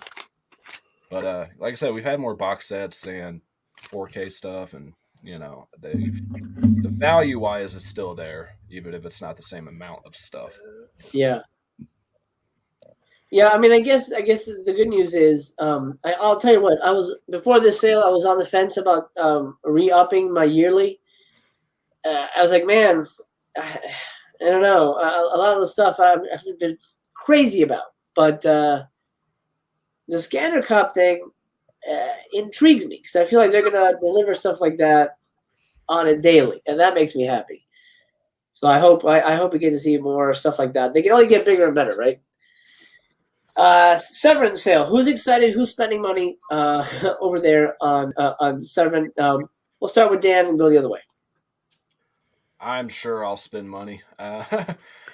Again, kind of like in the same boat as Aaron a little bit right now with his finances, with things going like moving wise or vehicle issues or whatever, as I'm getting ready to move to. So trying not to go too overboard, no pun intended, on the Severance sale, but I'm sure I'll pick up a few things. I'm not as big on their stuff as Vinegar Syndrome or Arrow or whatever. They're a lot more hit and miss than the other companies, in my opinion. Yeah, it's funny. One of my early videos here, when I've been going daily for only less than a year. One of my early videos, I got a couple horror YouTubers together, and we did a label versus label. We did Severin versus Vinegar Syndrome, and I ended up picking Severin. At the time, I didn't really have Vinegar Syndrome. The tables have changed. I 100% prefer Vinegar Syndrome over Severin now.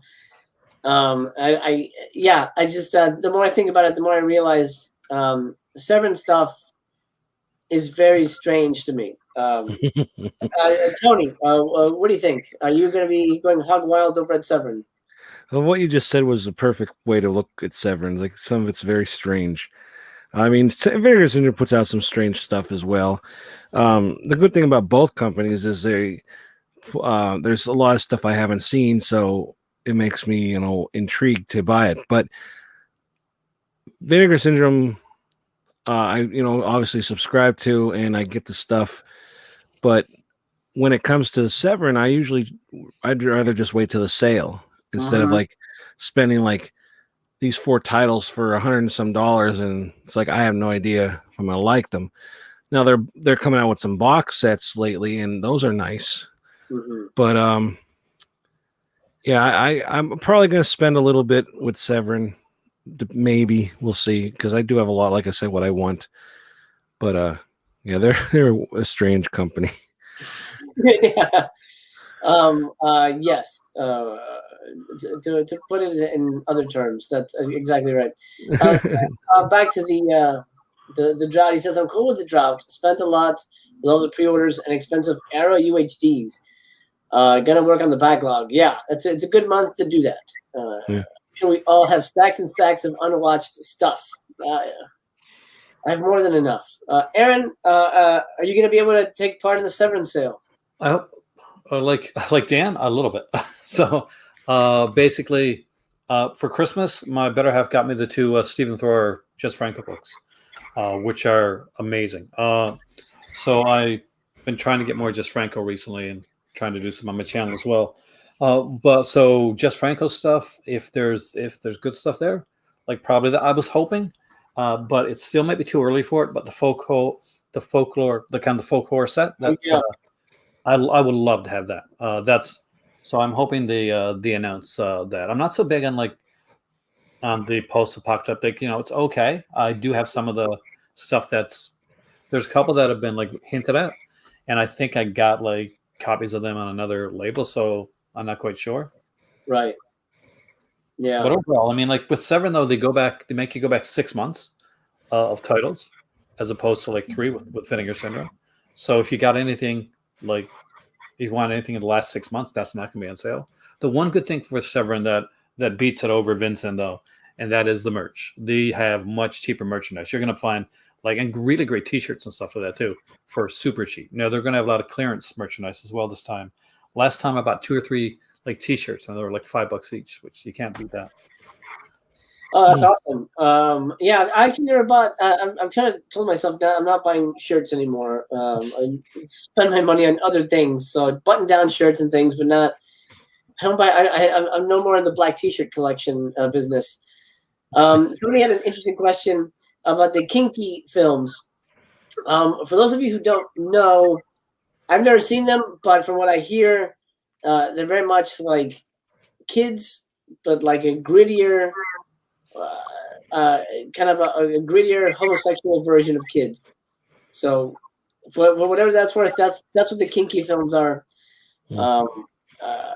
I hope they do well, but I don't know. It seems very strange compared to the stuff they normally put out.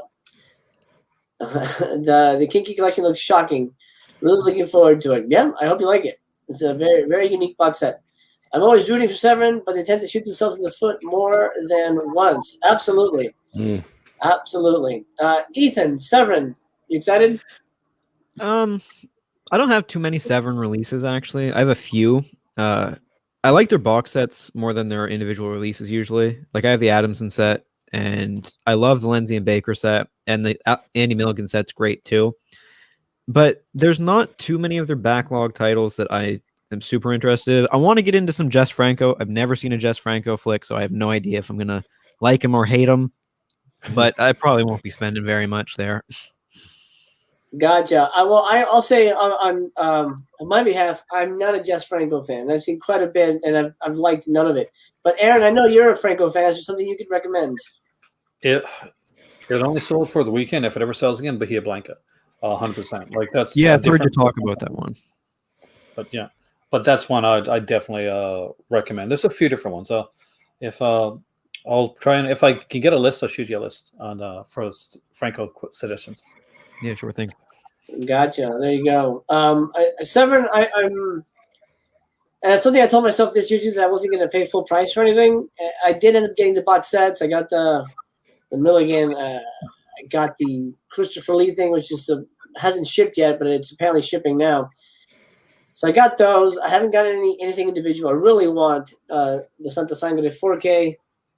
I'm going to wait for a sale. I don't necessarily need the box with the bells and whistles. So I'm happy to wait, even if I have to wait until Black Friday. That's fine. There's a couple things that came out last year that I might grab, like Black Cat and Shock Corridor, I think it was called. Shock Dark. No, not Shocking Dark. The one that had Alain Delon in it, I think it was called. Was Shocking something? Shock Treatment or something like that. Oh, it's Shock Treatment. Yeah. Yeah. So I'll probably grab that. But I am interested in looking at the backlog. And for everybody watching at home, I will be doing the same thing that I did for Vinegar Syndrome, providing an entire week of coverage. And fingers crossed, I'm going to get David Gregory on here to talk Severin. So we'll hear from the horse's mouth himself. I've interviewed him in the past, and hopefully he'll make some time. I'll reach out now so I can book him in advance. And we'll talk Severin. Let me see here. You were showing off your movie collection. Have you finished doing that? Of the DVDs, kind of. I might go back. I usually do that when I can't think of anything for a daily video. I'm like, what the hell can I do? Oh, I'll just show what I have. So I might do that. But I have no plans at the moment. God knows I have tons of movies I own that I have yet to watch. We all do. I'm holding out for more pasties. Huh? The nipple pasties they put out. Oh, okay. Okay, gotcha. For Severin Franco, you should pick up She Killed an Ecstasy. That soundtrack disc is fantastic. Excellent. Yeah, get that and Vampire Lesbos together. They're the ones they did with Sola de Miranda. Yeah, Vampire Lesbos is one that I've been looking at. I mean, one thing about Franco, he definitely cast pretty women. in the films. I'm up to 35 plus Franco films watched, and you're still alive.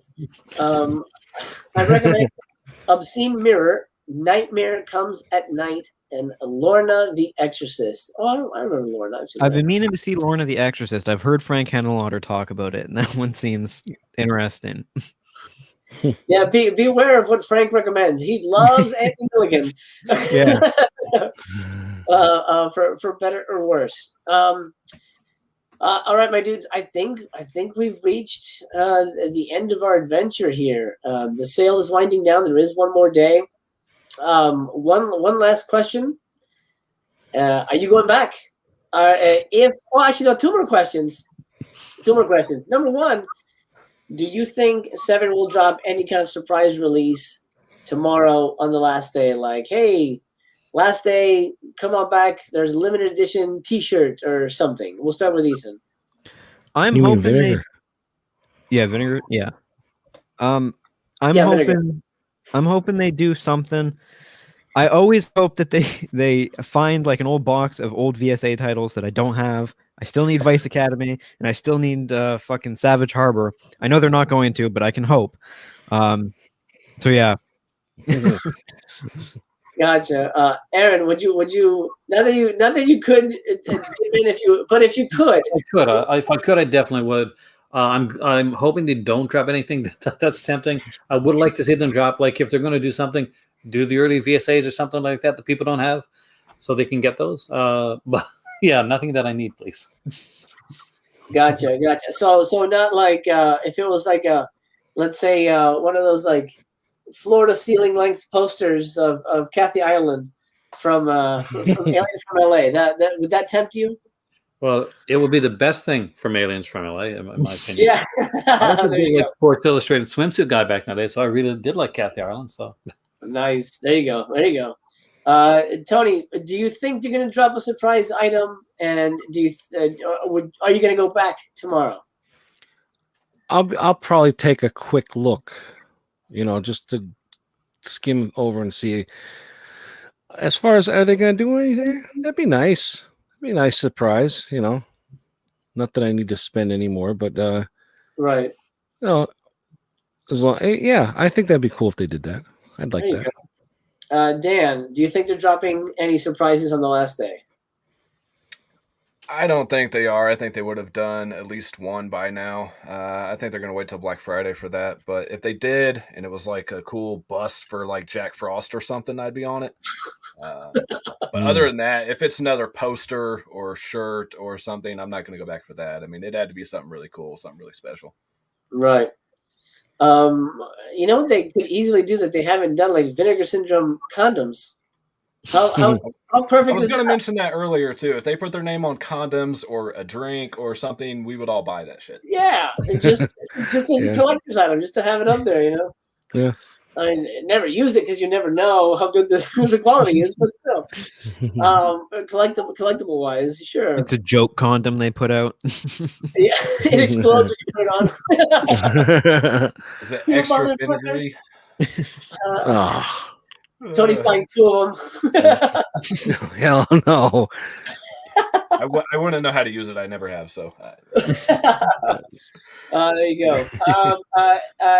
Yeah, I don't know. The only thing that makes me think that they might release something is they asked Brad on Twitter. Somebody asked, "Hey, are you guys going to drop any surprises?" And he said, "You never know what we have up our sleeve."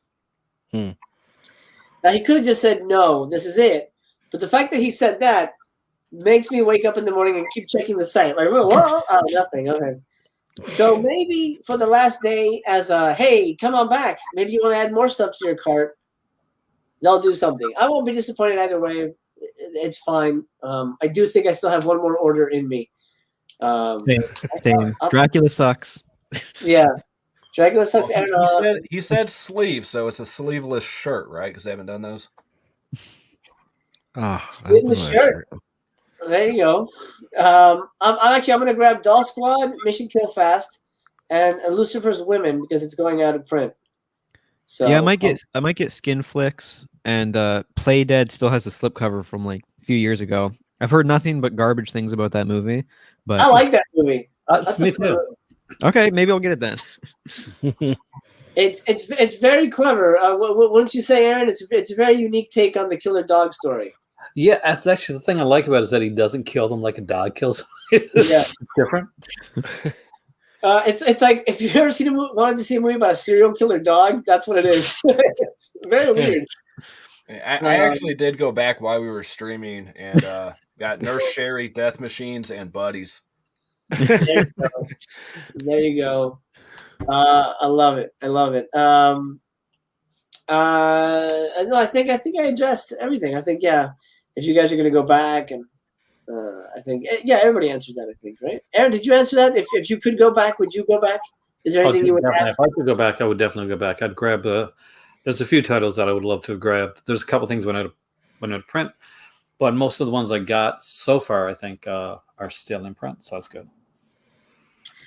That's awesome. There's a couple stuff that's surprisingly has over 1,000, like Deadly Games, which hasn't moved, which is shocking to me. So yes, the Severed Arm is still up there too, surprisingly. Yeah, very strange. I don't know. Those are fantastic. Just out of curiosity, okay, good. Dark Tower is still at 1,000. I was wondering if that's coming out. These people are nuts. That's beside the point. Okay, well, that's it. That's a wrap. Let's go around and you guys can pimp your channels. We'll start with Rejectz Films. Tell us about Rejectz Films, Dan. Just a little bit of everything on my channel. Unboxings, giveaways, reviews, kind of the same stuff we've been talking about on here. Some mainstream stuff, but mostly boutique label stuff. Just check it out if you guys want to. I don't know. I'm tired, man. Links for everybody in the description here. Anthony of the Dead. Just my channel is Mr. Tony of the Dead, and I do reviews and unboxings that sometimes I used to do more, but I haven't done them as much. I go live. I've been taking a little bit of going live, but I might go live tonight after this, but I'm fucking tired. I don't know. We'll see. But yeah, it's just kind of my channel. I just kind of like chill out, and I do, like I said, reviews and all that stuff, mainly horror. And everyone's welcome. Just don't be a dick. That's all I can say. Yeah, rules apply across the board. Absolutely. Aaron. I do a lot of live stuff. Obviously, that's what kind of what I'm known for, and I do some website deep dives that I enjoy doing. Lately, reviews has taken a lot of my time, but I do have a Patreon as well. And to be bluntly honest, one of the reasons I started the Patreon, aside from the fact that it's nice to make money, is when you're doing a lot of these films, when you're talking Vinegar Syndrome, when you're talking Jess Franco, when you're talking Severin, you can't unfortunately talk too in depth with some of them on YouTube without, monetization issues and getting flags and stuff like that. So Patreon help for things like that. So that's where I get to talk stuff like my Color Jello and the kind of like the Jess Franco. I'm doing a Severin month. Just doing like every week. I've been doing like a Severin live video, nice. Which should be fun. And one thing I have to say is that I do actually legitimately watch all the guys on here. So I've seen like Rejectz Films when he's been like online, like basically sale last year with his friend, like buying stuff. I watched Mr. Tony the Dead for years.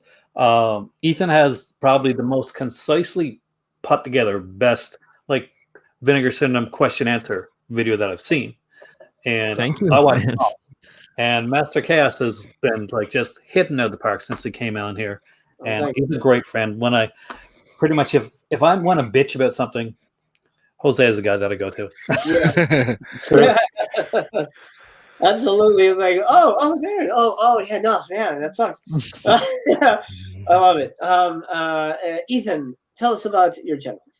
I'm CMoore Movies on YouTube here. I started the channel just talking about any movie that I really wanted to, a lot of newer stuff, and then slowly over a few years it turned into mainly boutique Blu-ray stuff, lower cult stuff. And then last year I made a video in December and took like a 4-month break, and I came back just the past month, and I've been doing more laid back not edited videos, trying to do more podcasts for him because it's easier on me. It's more I just want to talk about shit and not have to edit something for fucking 3 days and hate it at the end of it. So I've been trying to get back into it again. Been doing like a video a week or so. So yeah. That's awesome. Sam wanted to send you a message. I wanted Red Rose of Passion. I think, Ethan, you recommended it. It's sold out, though. Yeah, it's sold out. I picked that up when it was really low stock. I haven't seen it yet, but it was actually Brian from Just the Discs said it was like a Ingmar Bergman sexploitation. And immediately I was like, I need that. And so I got it when it was really low stock. I haven't seen it yet, though. Nice. You know, I learned the hard way that I'm not a fan of black and white sexploitation movies. I've seen too many. Like, yeah, it's just not for me. That doesn't work for me.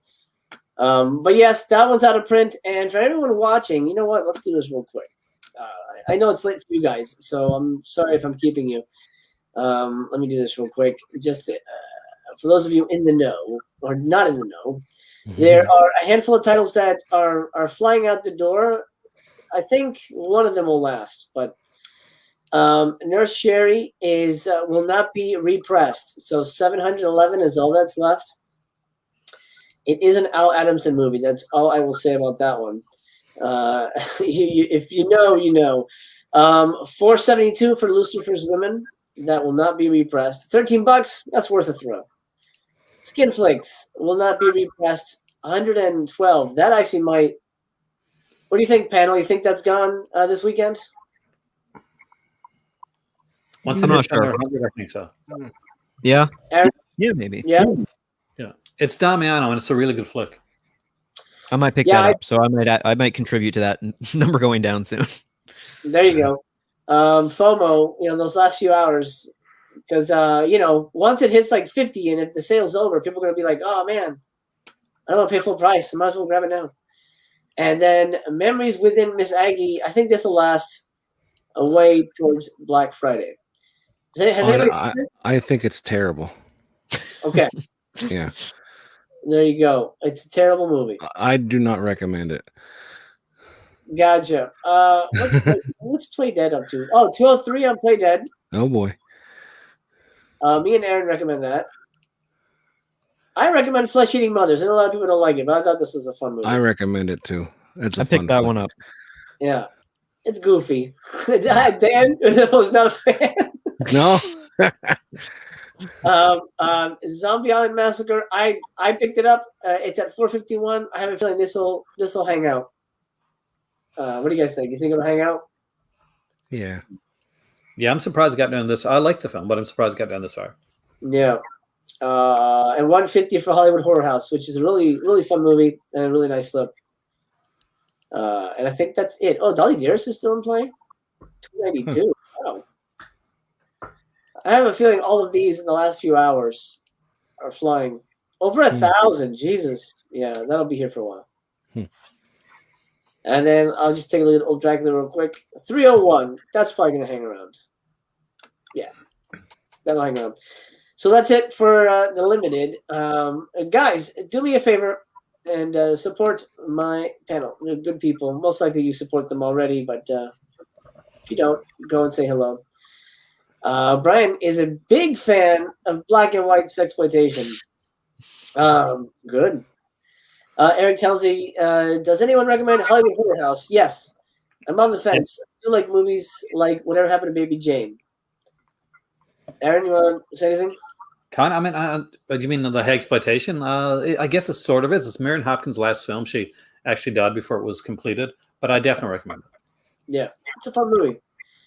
But, you know, don't expecting a movie like that, like Whatever Happened to Baby Jane. It's the same kind of energy. Okay, that is a wrap. Can I say one more thing that I forgot to say? I'll send Master Chaos the link, but the movie that I'm in that we're going to be filming next month has a Indiegogo. So check out the description box. I don't know why I'm doing that to Suze. Check out the description box and please go and help us make this movie. The movie's called 72. It's my first time I'm going to be a main cast member. So amazing. That's exciting. Yeah, send me the link. I'll put that in the description if you guys can can lend a hand. Anything helps. Yes, I'd really appreciate it. Making movies is hard. Making movies is expensive. Brian says good night. Good night, Brian. And good night to my guest, Ethan. Let's do this again soon, man. Yeah, of course, man. It was nice. And like I said, first Aaron, live thing, and it's fun. Oh, good. Yeah, we broke your live cherry here. Aaron, I'm so happy to hear that Dracula sucked you off, and that's available for Yeah, you. man. And I can't wait to see it. Dude, I can't. You see that, right? Dracula. Aaron, you know I love you, man. You gotta have me on your show, dude. I will, man. You know, we gotta make it happen. Tony, you're a brother from another mother, man. Thank you so much for being here. Thanks for having me. This was great.